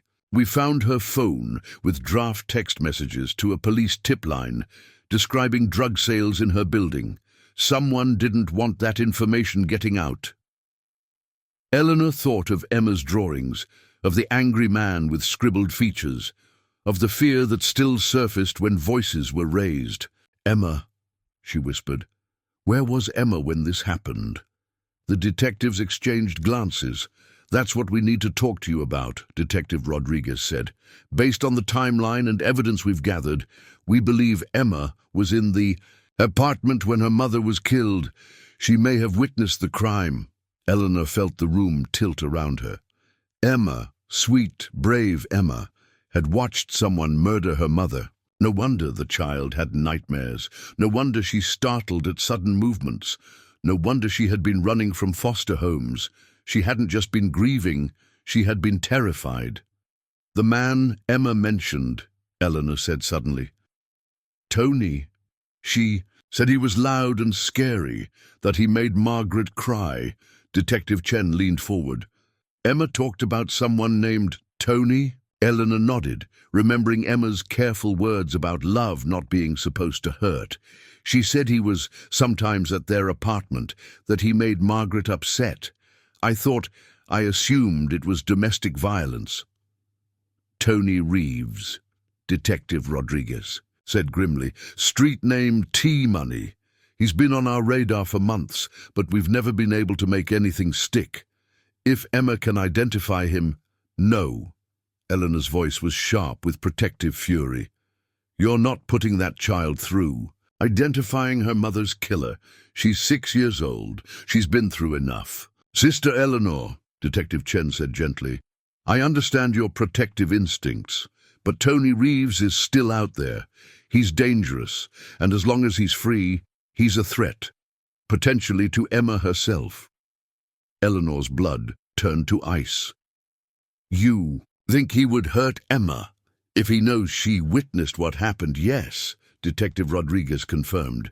"Drug dealers don't leave loose ends, especially witnesses who could put them away for murder." Eleanor's mind raced to Emma, innocently practicing her alphabet in the next room, unaware that the monster from her nightmares was still out there, still a threat. "What are you saying? That Emma's in danger?" "We're saying we need to take precautions," Detective Chen replied. "Enhance security, possibly relocation until we can apprehend Reeves." Eleanor stood up abruptly, pacing to the window and back. Everything she had been fighting for, Emma's stability, their quiet life at the church, the custody arrangement with David, All of it was suddenly under threat from a reality she hadn't even known existed. "There's something else, Detective," Rodriguez said quietly. "We've been monitoring Reeves' known associates, and there's chatter that he's been asking questions about Margaret's kid. He knows she had a daughter, and he's been trying to figure out where she ended up." Eleanor felt ice form in her veins. "He's looking for Emma." "We think so, which is why we need to move quickly." Eleanor thought of Emma's drawings, suddenly understanding them in a horrifying new light. The child hadn't just been processing grief and trauma. She had been carrying the terrible secret of witnessing her mother's murder, probably without even fully understanding what she had seen. "How do we keep her safe?" Eleanor asked. "First, we need Emma to talk to us," Detective Chen said. "Our child psychologist can conduct the interview in a safe environment using play therapy techniques. Emma might remember details that could help us find Reeves before he finds her." Eleanor's protective instincts warred with her understanding of justice. Margaret deserved justice. Emma deserved safety. But asking a traumatized 6-year-old to relive the worst night of her life felt like a betrayal of everything Eleanor had promised about protecting her. "What about David?" Eleanor asked suddenly. "He has a right to know his daughter is in danger." "We've already contacted Mr. Chen," Detective Rodriguez confirmed. "In fact, he's requested permission to take Emma to a secure location until this is resolved. He has the resources to provide protection that—" He gestured around the simple rectory. "That might be difficult to arrange here." Eleanor felt her world cracking apart again. Just when she and David had found a way to co-parent Emma, just when their unconventional family was beginning to work, everything was being threatened by a violence that had followed Emma from her old life. The sound of small footsteps in the hallway announced Emma's approach before she appeared in the doorway. She took one look at the serious adult faces and immediately went to Eleanor's side, pressing close to her aunt's leg. "Is something wrong?" Emma asked, her voice carefully, neutral in the way of children who had learned to read danger in adult expressions. Eleanor knelt down and gathered Emma into her arms, her heart breaking for all the ways this child's innocence had already been stolen. "Some people want to ask you questions about Mama," she said carefully, "about the night she got sick." Emma's body went rigid against Eleanor's chest. "I don't want to talk about that night." "I know, sweetheart, but talking about it might help keep you safe." Emma pulled back to look at Eleanor's face, her dark eyes searching. "Safe from Tony?" The simple question confirmed what the detectives had suspected. Emma knew exactly who they were looking for and why. She had been carrying this terrible knowledge for months, too frightened to speak and too young to understand how her silence was prolonging her own danger. "Yes," Eleanor said simply, "safe from Tony." Emma was quiet for a long moment, her small hands fidgeting with the hem of Eleanor's habit. Finally, she looked up at Detective Chen. "Will you catch him if I tell you?" "What happened?" Detective Chen knelt down to Emma's level. "We're going to try very hard to catch him, Emma, but we need your help to do it." Emma nodded with the solemn determination of someone far older than her years. "Okay, but I want Aunt Ellie to stay with me." "Of course," Detective Chen assured her. "Aunt Eleanor will be right there the whole time." As they arranged for the interview and discussed security measures, Eleanor felt the full weight of Margaret's final sacrifice. Her sister had tried to protect Emma by going to the police, and it had cost Margaret her life. Now Emma would have to be brave in a way no child should ever have to be, reliving trauma to seek justice for her mother and safety for herself. That evening, as Emma slept fitfully in Eleanor's bed, neither of them wanting to be alone, Eleanor called David to discuss the impossible decisions ahead of them. "I can have security at my house within hours," David said without hesitation. "Emma and you both, whatever it takes to keep her safe." Eleanor looked down at Emma's sleeping face, seeing Margaret's features, but also something uniquely Emma, a resilience that had carried her through unimaginable loss and would somehow carry her through this as well. "She's going to have to testify, isn't she?" Eleanor asked quietly. "Probably eventually. But for now, we just focus on keeping her safe and catching this monster." Eleanor thought about Margaret's final act of courage, trying to protect not just Emma, but other children who might be harmed by Tony Reeves. Margaret had died trying to do the right thing, and now Emma would have to find her own courage to finish what her mother had started. "David," Eleanor said suddenly, "I need you to know that whatever happens, however this changes things, Emma belongs with both of us. She needs all the love and protection we can give her." "I know," David replied, his voice thick with emotion. "We're family now, Eleanor, all of us, and family protects each other." As Eleanor settled beside Emma for what might be their last night in the quiet sanctuary of St. Catherine's, she whispered a prayer for Margaret's soul and for the strength to help Emma find the courage to speak the truth that would set them all free. The battle for Emma's custody had become a battle for her very life, and Eleanor could only hope that love and justice would prove stronger than the violence that had already taken so much from this brave little girl who had somehow found her way home. The safe house David had arranged was a modest home in the suburbs, surrounded by tall hedges and monitored by security cameras that Eleanor tried not to think about. Inside, it felt like a strange hybrid between a family vacation and a prison, comfortable enough for Emma to feel safe, secure enough to keep Tony Reeves at bay. Emma had been unusually quiet since their arrival 2 days earlier, speaking only when directly addressed and spending most of her time curled up with Margaret's books. Eleanor knew the child was processing not just the move, but the upcoming interview with the police psychologist. Dr. Kim had agreed to conduct the session, understanding that Emma would be more comfortable with someone she already trusted. But even with familiar faces, the prospect of asking a 6-year-old to relive her mother's murder felt like a cruelty Eleanor could barely stomach. "She's stronger than you think," David said quietly, finding Eleanor standing at the kitchen window, watching Emma play listlessly in the backyard. "Look what she's already survived." Eleanor nodded, but her heart remained heavy. She shouldn't have to be this strong. No child should. David moved to stand beside her, both of them watching Emma arrange fallen leaves with the same methodical precision she applied to her crayons. "My wife Lisa wants to come tomorrow," he said, "for the interview. She thinks Emma might benefit from having another woman there, someone who's not as emotionally invested." Eleanor felt the familiar twinge of sharing Emma with people she barely knew, but she was learning to recognize when her feelings served Emma and when they didn't. "That's probably wise. Emma seems to respond well to your wife." It was true. During their few video calls, Emma had been charmed by Lisa's gentle humor and genuine interest in her drawings. Lisa had a gift for making Emma feel special without overwhelming her, something Eleanor was still learning to balance. "Eleanor," David said suddenly, his voice careful, "there's something else we need to discuss. The district attorney called this morning." Eleanor's stomach dropped. "About Emma's testimony? About what happens after we catch Reeves?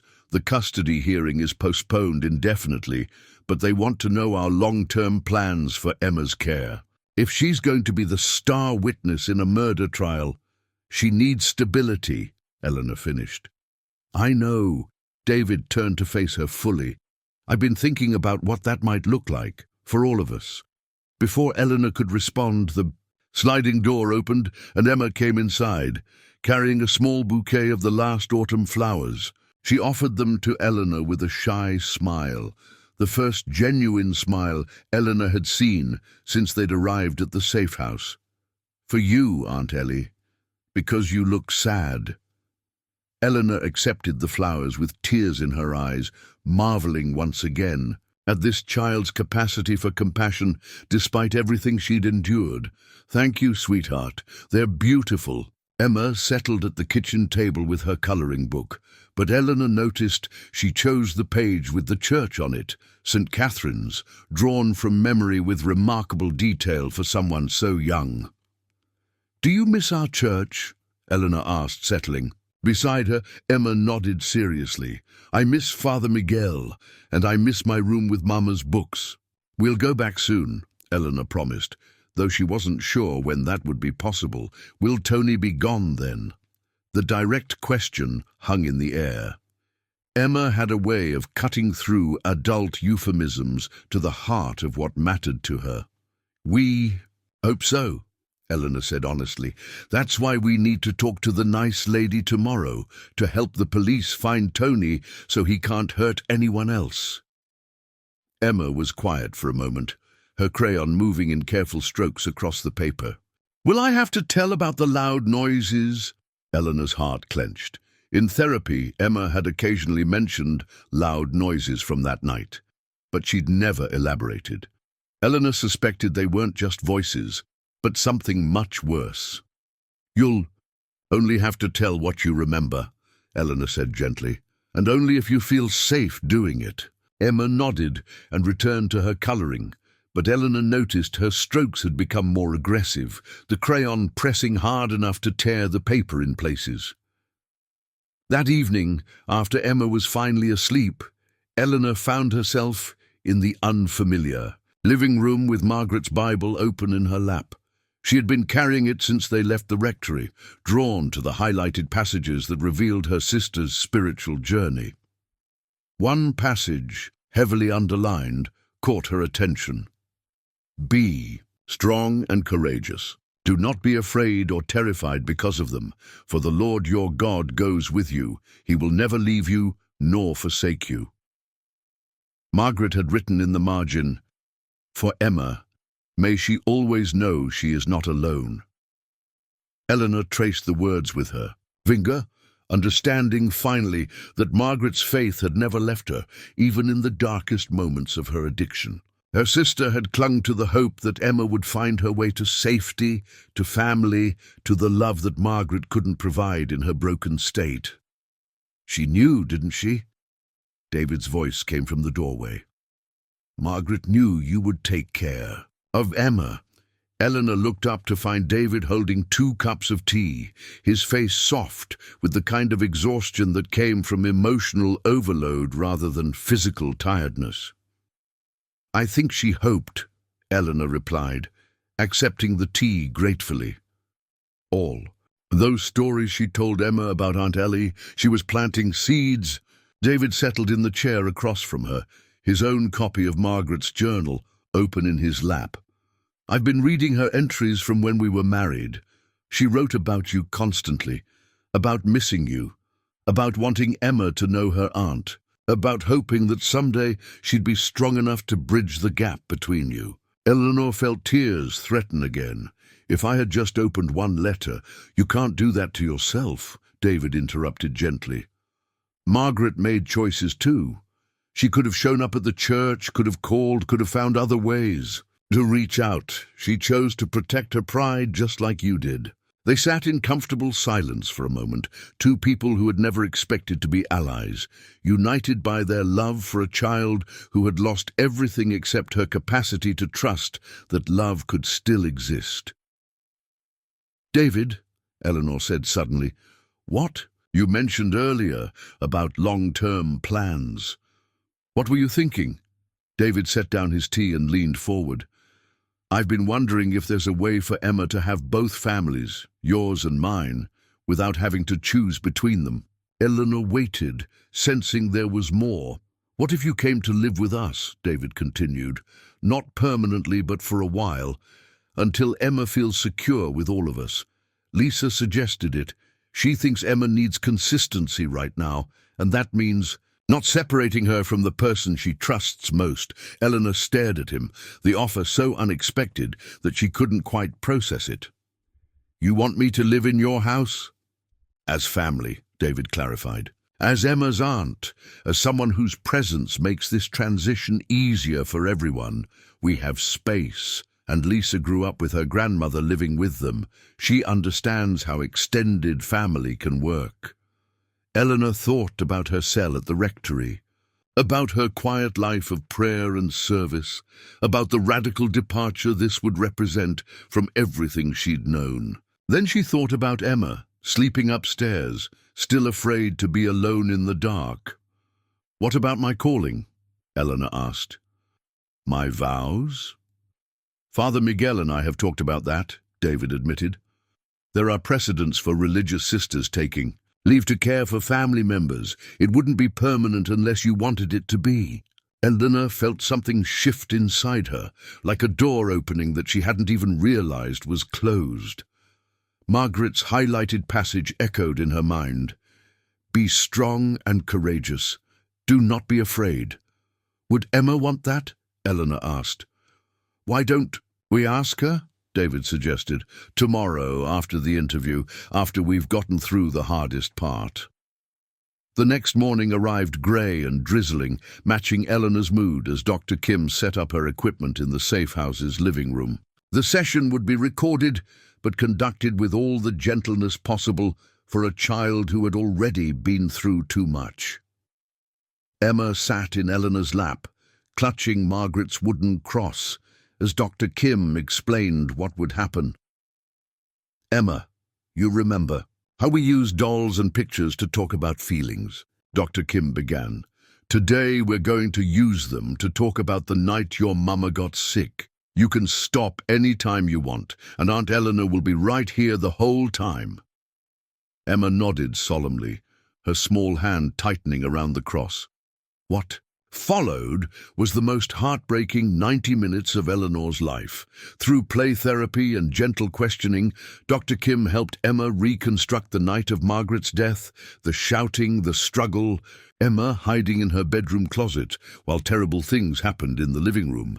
Emma's voice remained steady throughout most of it, the matter-of-fact tone of a child who had learned to dissociate from trauma. But when she reached the part about finding Margaret afterward, about trying to wake her up, Emma's composure finally cracked. "I tried to help her," Emma sobbed against Eleanor's chest. "I brought her water like always, but she wouldn't wake up, and there was red stuff, and I was scared, and I didn't know what to do." Eleanor held her tighter, whispering words of comfort, while Dr. Kim carefully documented every detail that might help catch Tony Reeves. Through Emma's broken narrative, a clear picture emerged. Reeves had come to the apartment angry about Margaret's threat to go to the police. There had been a physical altercation. Margaret had fought back, had tried to protect herself and Emma, but Reeves was stronger, more violent.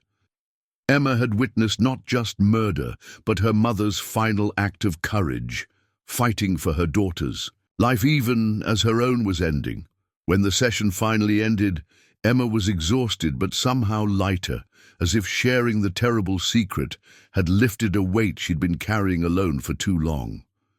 "You were so brave," Eleanor whispered, as Emma dozed against her shoulder. "Mama would be so proud of how brave you were." Dr. Kim packed her equipment with professional efficiency, but Eleanor could see the impact of Emma's story in her eyes. "That should be enough to move forward with charges," she said quietly. "Emma's testimony is clear and consistent. Combined with the physical evidence, it should be sufficient to convict." "Will she have to testify in court?" David asked. "Possibly, but there are protections for child witnesses. And with her statement on record, there's a good chance Reeves will plead bargain rather than put her through a trial." As Dr. Kim left, Emma stirred in Eleanor's arms. "Is it over now?" she asked sleepily. Eleanor looked at David, seeing her own hope reflected in his eyes. "The hardest part is over," she said carefully. "Now we wait for the police to find Tony." Emma was quiet for a moment, then looked up at Eleanor with those dark eyes that held too much knowledge for someone so young.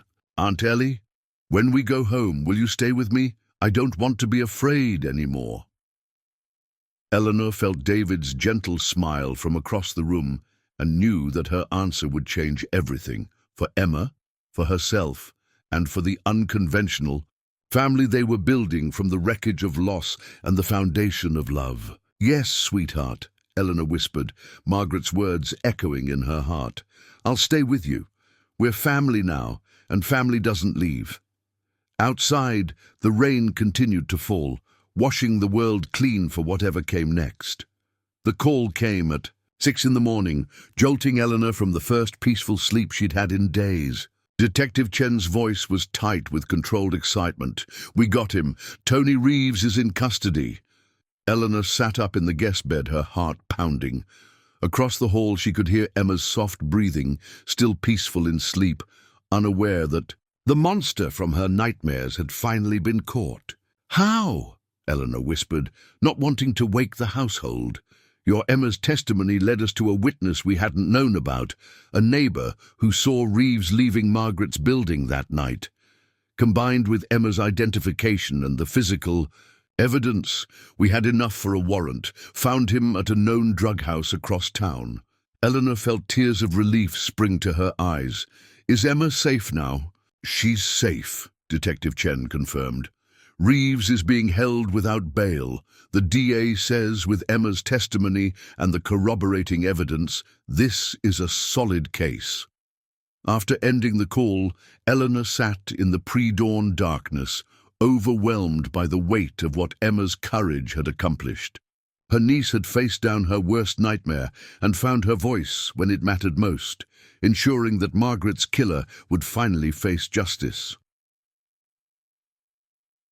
A soft knock interrupted her thoughts. Emma stood in the doorway, clutching the stuffed elephant. "From Margaret's apartment. Aunt Ellie, I heard you talking. Is everything okay?"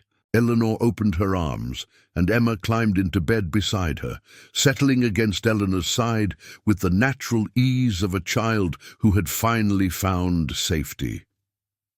"Everything is very okay, sweetheart," Eleanor said softly. "The police caught Tony.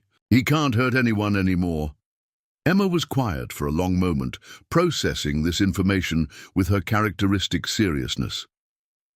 "Does that mean Mama can rest now?" The simple question broke Eleanor's heart and healed it simultaneously. At 6 years old, Emma somehow understood that justice and peace were connected, that her mother's spirit had been waiting for this moment of resolution. "Yes," Eleanor whispered, pressing a kiss to Emma's hair. "Mama can rest now." They lay together.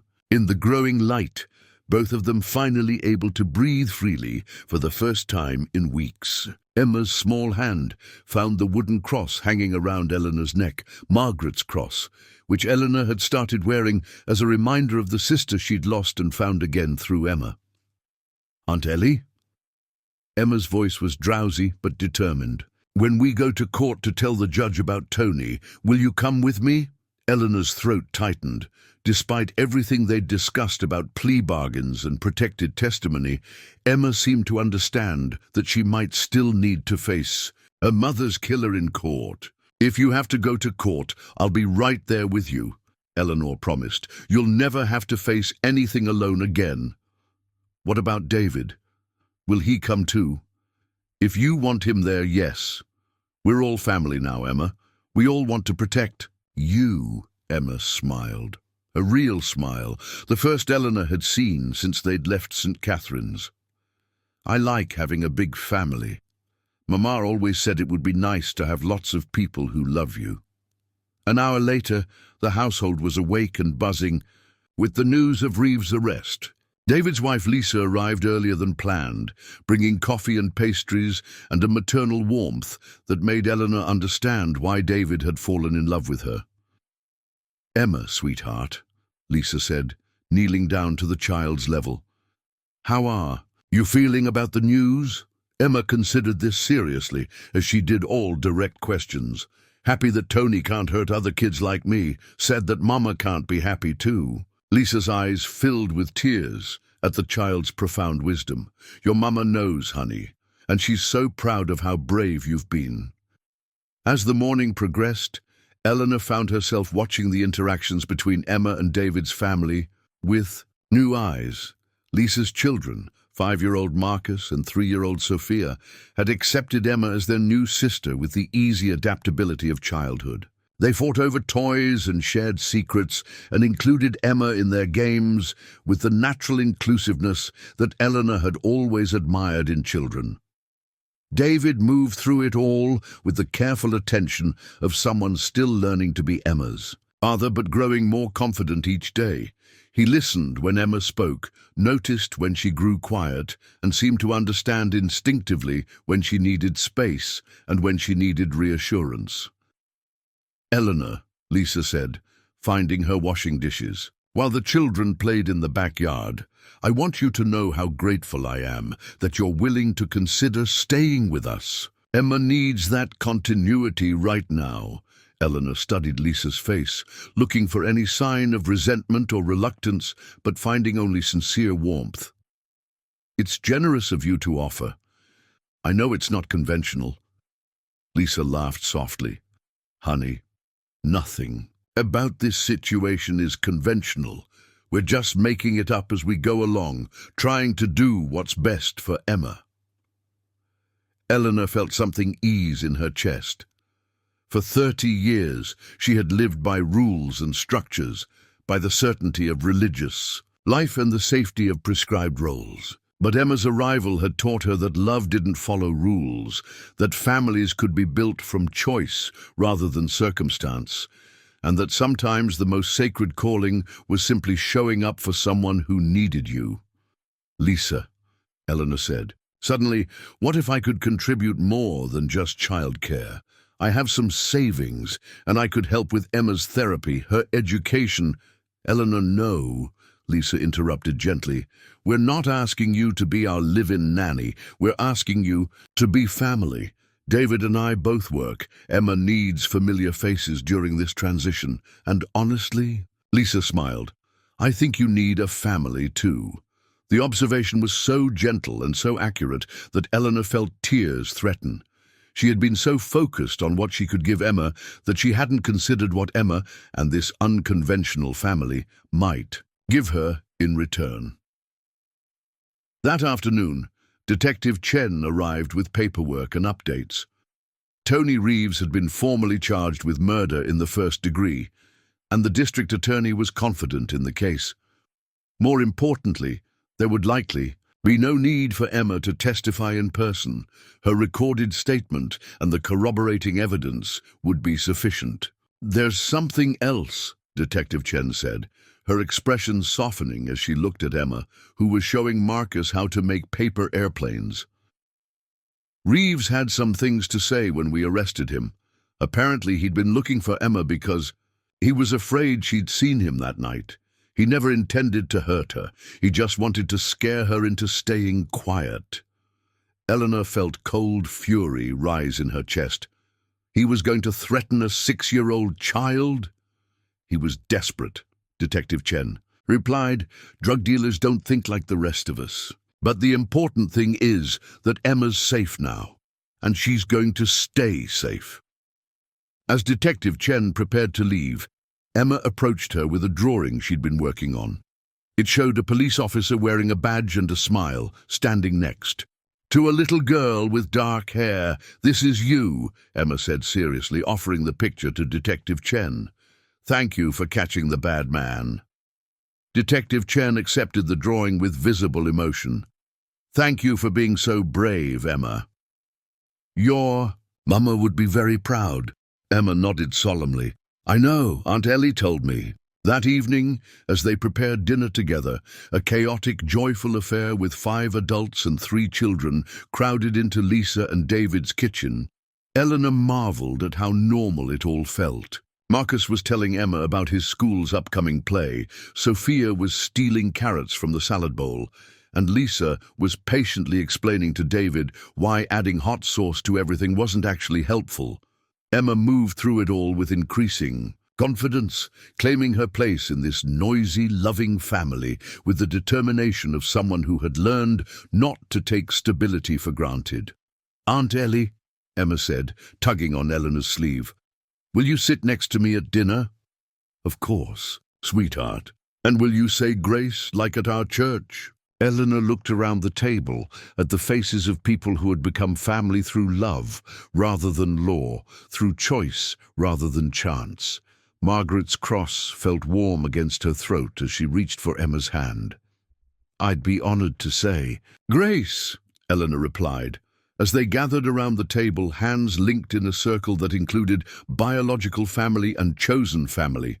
Eleanor felt Margaret's presence as clearly as if her sister were standing beside her. Margaret's sacrifice had brought them all together, her love for Emma, her final act of courage, her faith that somehow love would triumph over violence and fear. Thank you, God, Eleanor began, her voice steady despite her tears, for bringing us together, for keeping Emma safe, and for showing us that families come in many forms. Help us to honor Margaret's memory by loving Emma well, and by choosing courage over fear every day. Amen, Emma whispered, her small voice carrying the weight of prayers answered and promises kept. Around the table, 5 adults who had never expected to become family echoed her words, sealing their commitment to the child who had brought them together and to the future they would build in Margaret's honor. The family court hearing was scheduled for a Thursday morning in November, 6 weeks after Tony Reeves's arrest. Eleanor sat in the hallway outside Judge Patricia Morrison's courtroom, watching Emma color quietly in a book, while David reviewed their carefully prepared custody agreement one final time. The document in David's hands represented months of mediation, compromise, and above all, a commitment to putting Emma's needs first. It granted David legal custody while recognizing Eleanor as Emma's primary caregiver and giving her decision-making authority over day-to-day matters. It was unconventional, but then again, so was everything else about their situation. Sister, Eleanor. The bailiff appeared at Eleanor's elbow. Judge Morrison is ready for you. Eleanor's heart hammered as they entered the courtroom. Emma walked between her and David, her small hand holding tightly to Eleanor's rosary beads, a comfort, object she'd adopted in recent weeks. Lisa sat in the gallery behind them, along with Father Miguel, who had driven down from the parish to offer moral support. Judge Morrison was a woman in her 50s with kind eyes and graying hair pulled back in a practical bun. She smiled gently at Emma before addressing the adults. I've reviewed the custody agreement proposed by Mr. Chen and Sister Eleanor, Judge Morrison began, as well as the extensive documentation provided by Child Protective Services. This is certainly one of the more unique arrangements I've seen, but the reports from Dr. Kim, the school counselor, and the family therapist all indicate that Emma is thriving under this collaborative care structure. Eleanor felt David's subtle squeeze on her shoulder and tried to calm her racing pulse. Emma, Judge Morrison said, addressing the child directly, I'd like to ask you a few questions. Is that all right? Emma nodded solemnly, straightening in her chair with the careful posture she adopted when adults required serious attention. Do you understand what we're talking about today? Judge Morrison asked. You're deciding who takes care of me, Emma replied in her clear, direct way, like who signs my school papers and takes me to the doctor. Judge Morrison smiled. That's exactly right. And how do you feel about the plan where David would be your legal father and Sister Eleanor would be your primary caregiver? Emma considered this with her characteristic gravity. I think it's good. David is my daddy because he helped make me, and Aunt Ellie is my family because she takes care of me. And Lisa and Marcus and Sophia are my family too now. Families can be big. Eleanor felt tears prick her eyes at Emma's simple wisdom. The child had grasped something that had taken Eleanor decades to understand, that love multiplied rather than divided, that claiming one relationship didn't diminish another. Are you happy living with Sister Eleanor and David's family? Judge Morrison continued. Yes, Emma said firmly. I have my own room with Mama's books, and Marcus lets me play with his Legos, and Sophia teaches me songs, and Aunt Ellie reads to me every night, and David is teaching me to ride a bike without training wheels. Judge Morrison made notes as Emma spoke, her expression growing more favorable with each of the child's confident answers. One last question, Emma. If you could make any changes to your living situation, what would they be? Emma was quiet for a long moment, her small brow furrowed in thought. I wish Mama could see how good everything turned out, she said finally. But Aunt Ellie says Mama knows anyway, so I guess it's okay. Eleanor's vision blurred with tears. Even in this moment of triumph, Emma's first thought was of Margaret, of wanting to share this joy with the mother who had fought so hard to give her daughter a future.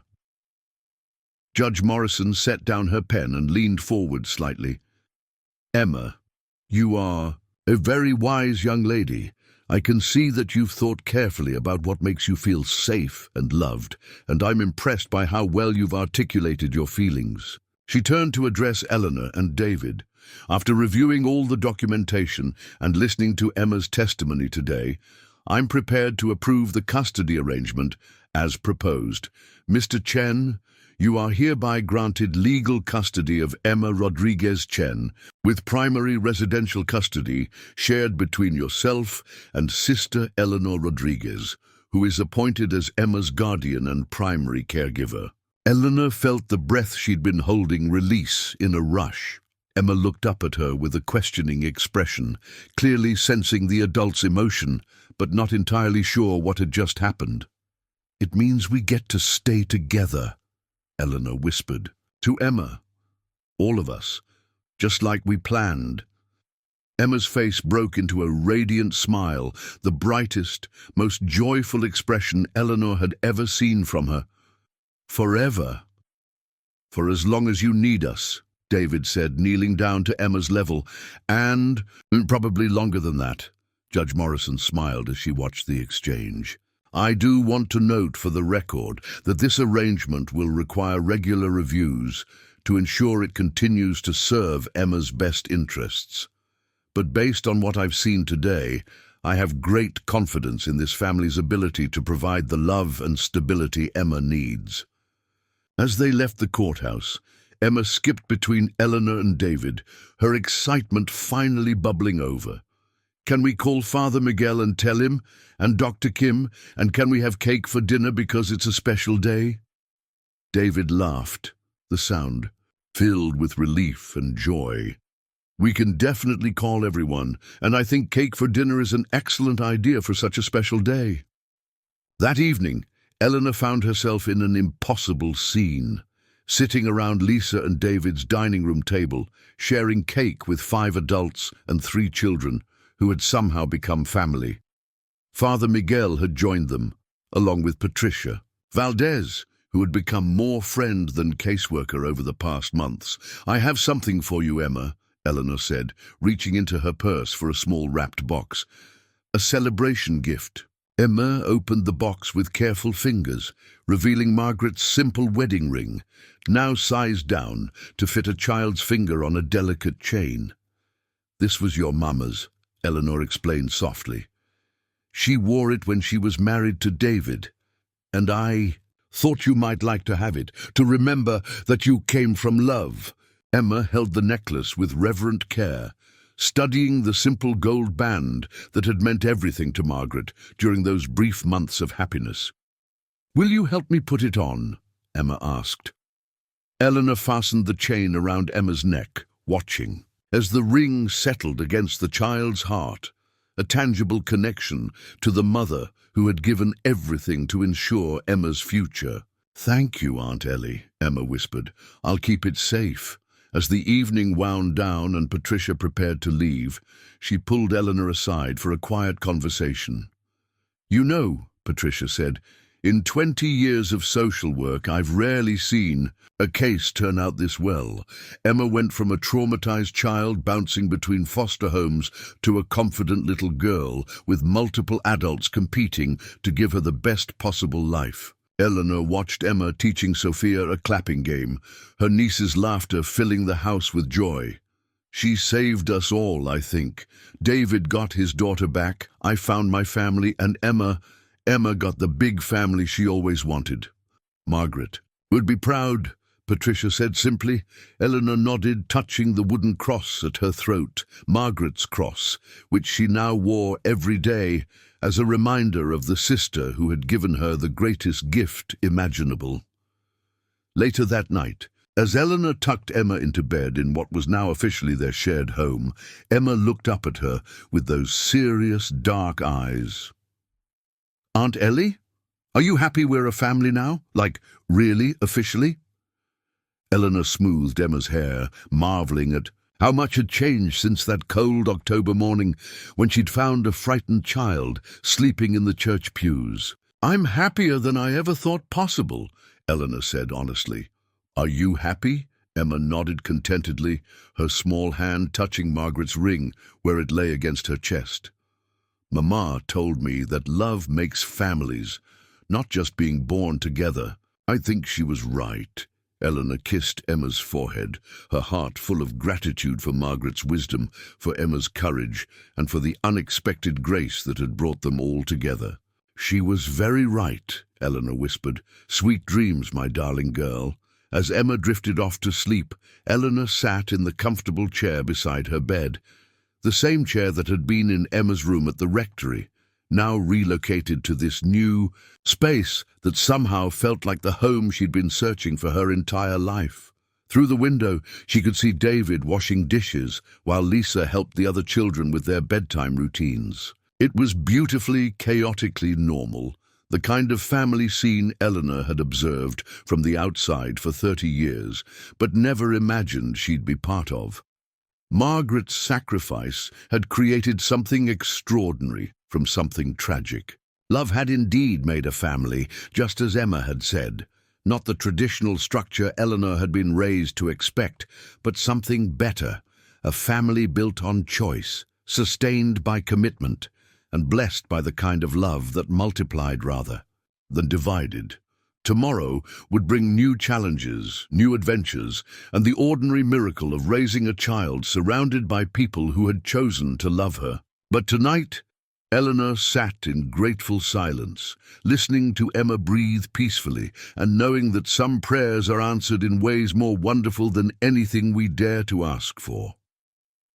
1 year later, Eleanor stood in the garden behind St. Catherine's Church, watching Emma lead the children's choir in their final rehearsal before the Easter service.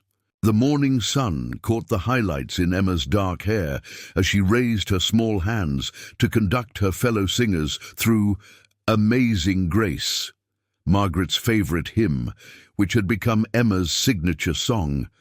The transformation in both of them over the past year had been remarkable.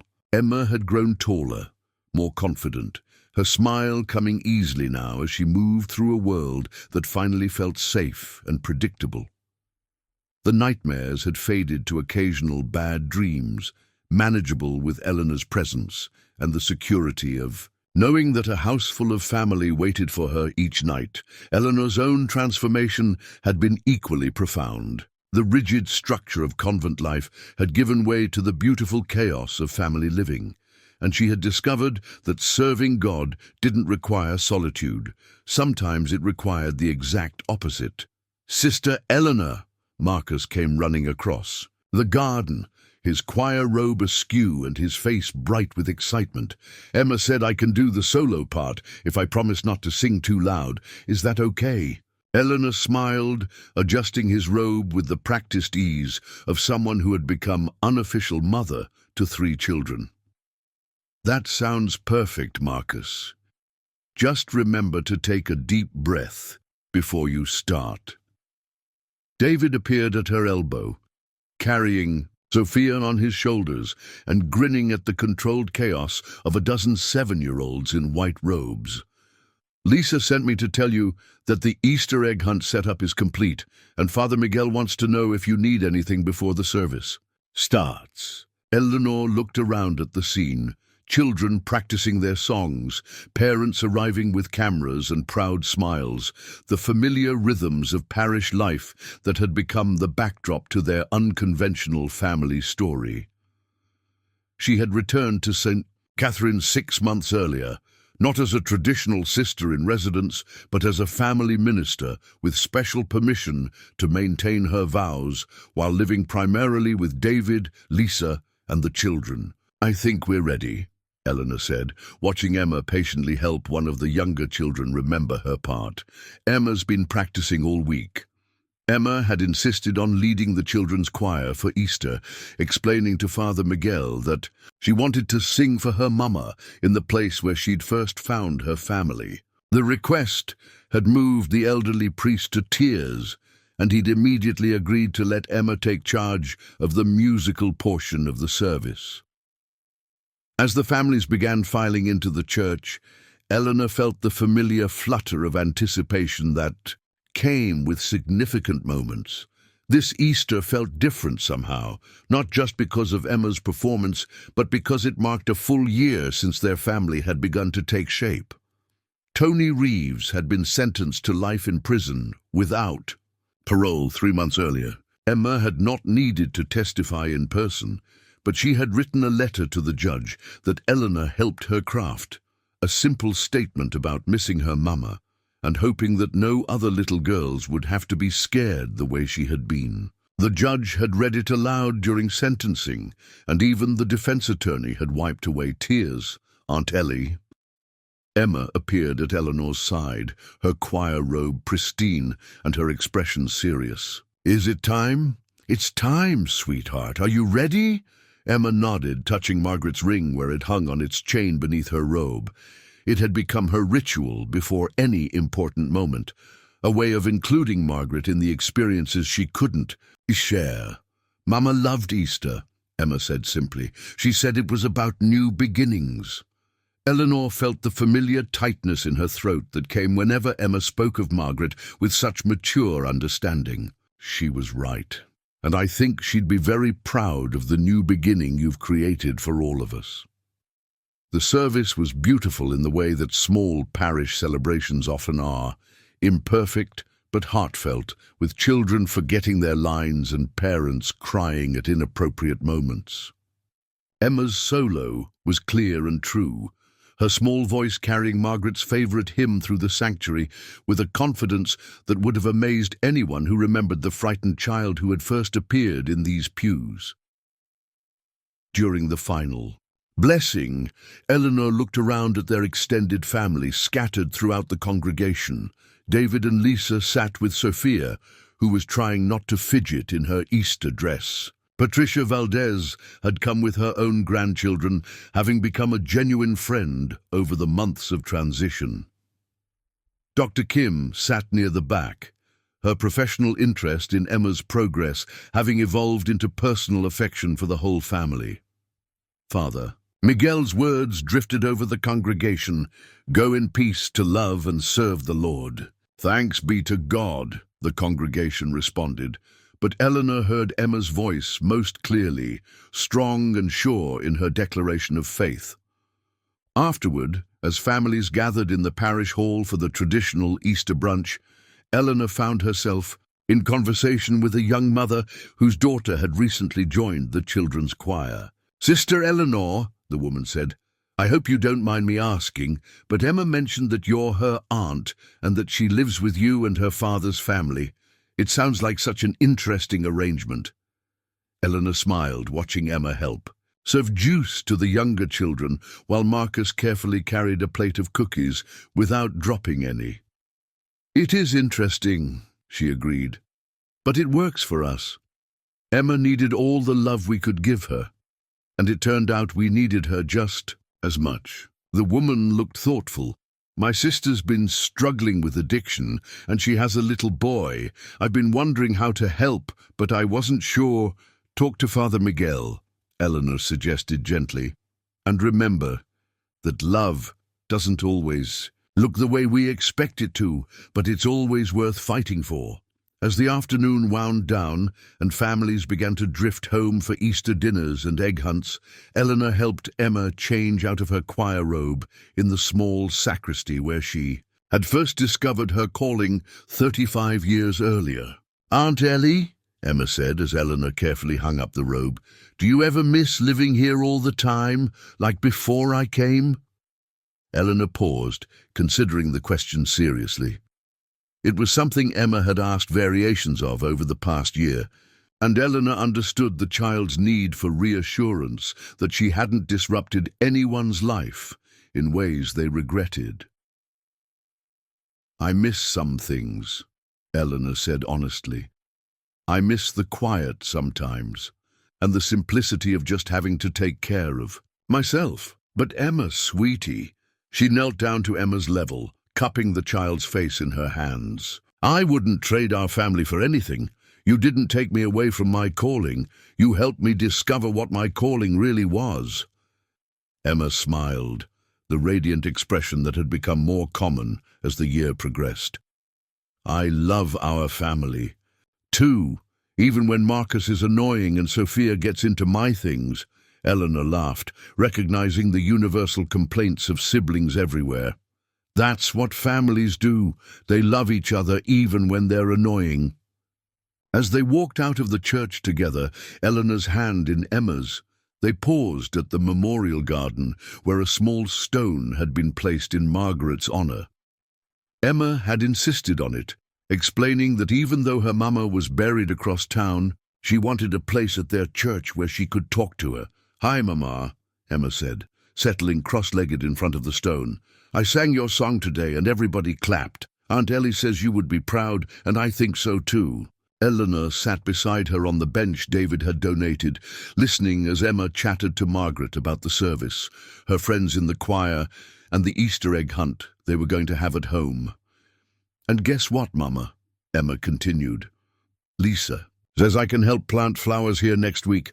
I want to plant the purple ones, like you used to draw in your journals." Eleanor closed her eyes, feeling Margaret's presence in the warm spring air, in Emma's confident chatter, in the peace that had settled over their complicated but beautiful family. When Emma finished her conversation with Margaret, she took Eleanor's hand again as they walked toward the parking lot where David waited with the car. "Aunt Ellie," Emma said as they settled into the back seat, "when I grow up, I want to help kids like me, kids who are scared and don't have families." Eleanor's heart swelled with pride and love for this remarkable child who had survived so much and emerged with such compassion for others. "I think that would be wonderful, sweetheart, and I think your mama would think so too." As David drove them home through the sunny afternoon, past neighborhoods where families were celebrating Easter in their own ways, Eleanor reflected on the journey that had brought them all together. A year ago, she had been a solitary woman, of faith, certain that her calling required separation from the messy complications of human relationships.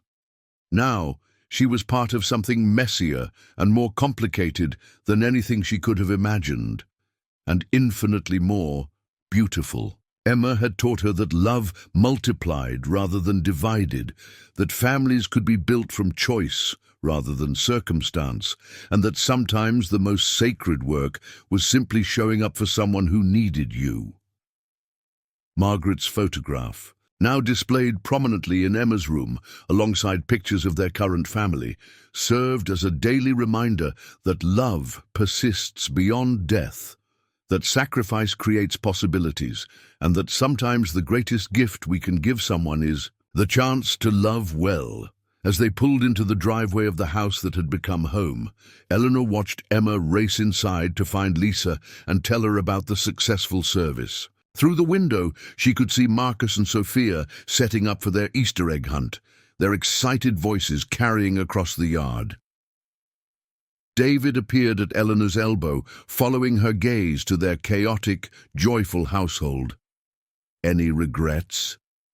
he asked quietly, a question that had become their private joke over the months. Eleanor smiled, thinking of her small cell at the rectory, of quiet prayer hours and solitary meals, of the life she had lived before Emma appeared in the church pews. That cold October morning, none, she said simply, not a single one. Inside the house, Emma's laughter rang out as she discovered the Easter surprises Lisa had prepared, and Eleanor knew with absolute certainty that Margaret was laughing too, delighted that her sacrifice had created not just safety for Emma, but joy, belonging, and the kind of love that transforms everyone it touches. Margaret's final gift had been teaching them all that families aren't just born, they're chosen, built and blessed by the courage to love without condition. And in this house full of voices and chaos and imperfect but devoted hearts, that love continued to multiply, creating room for everyone who needed a place to belong.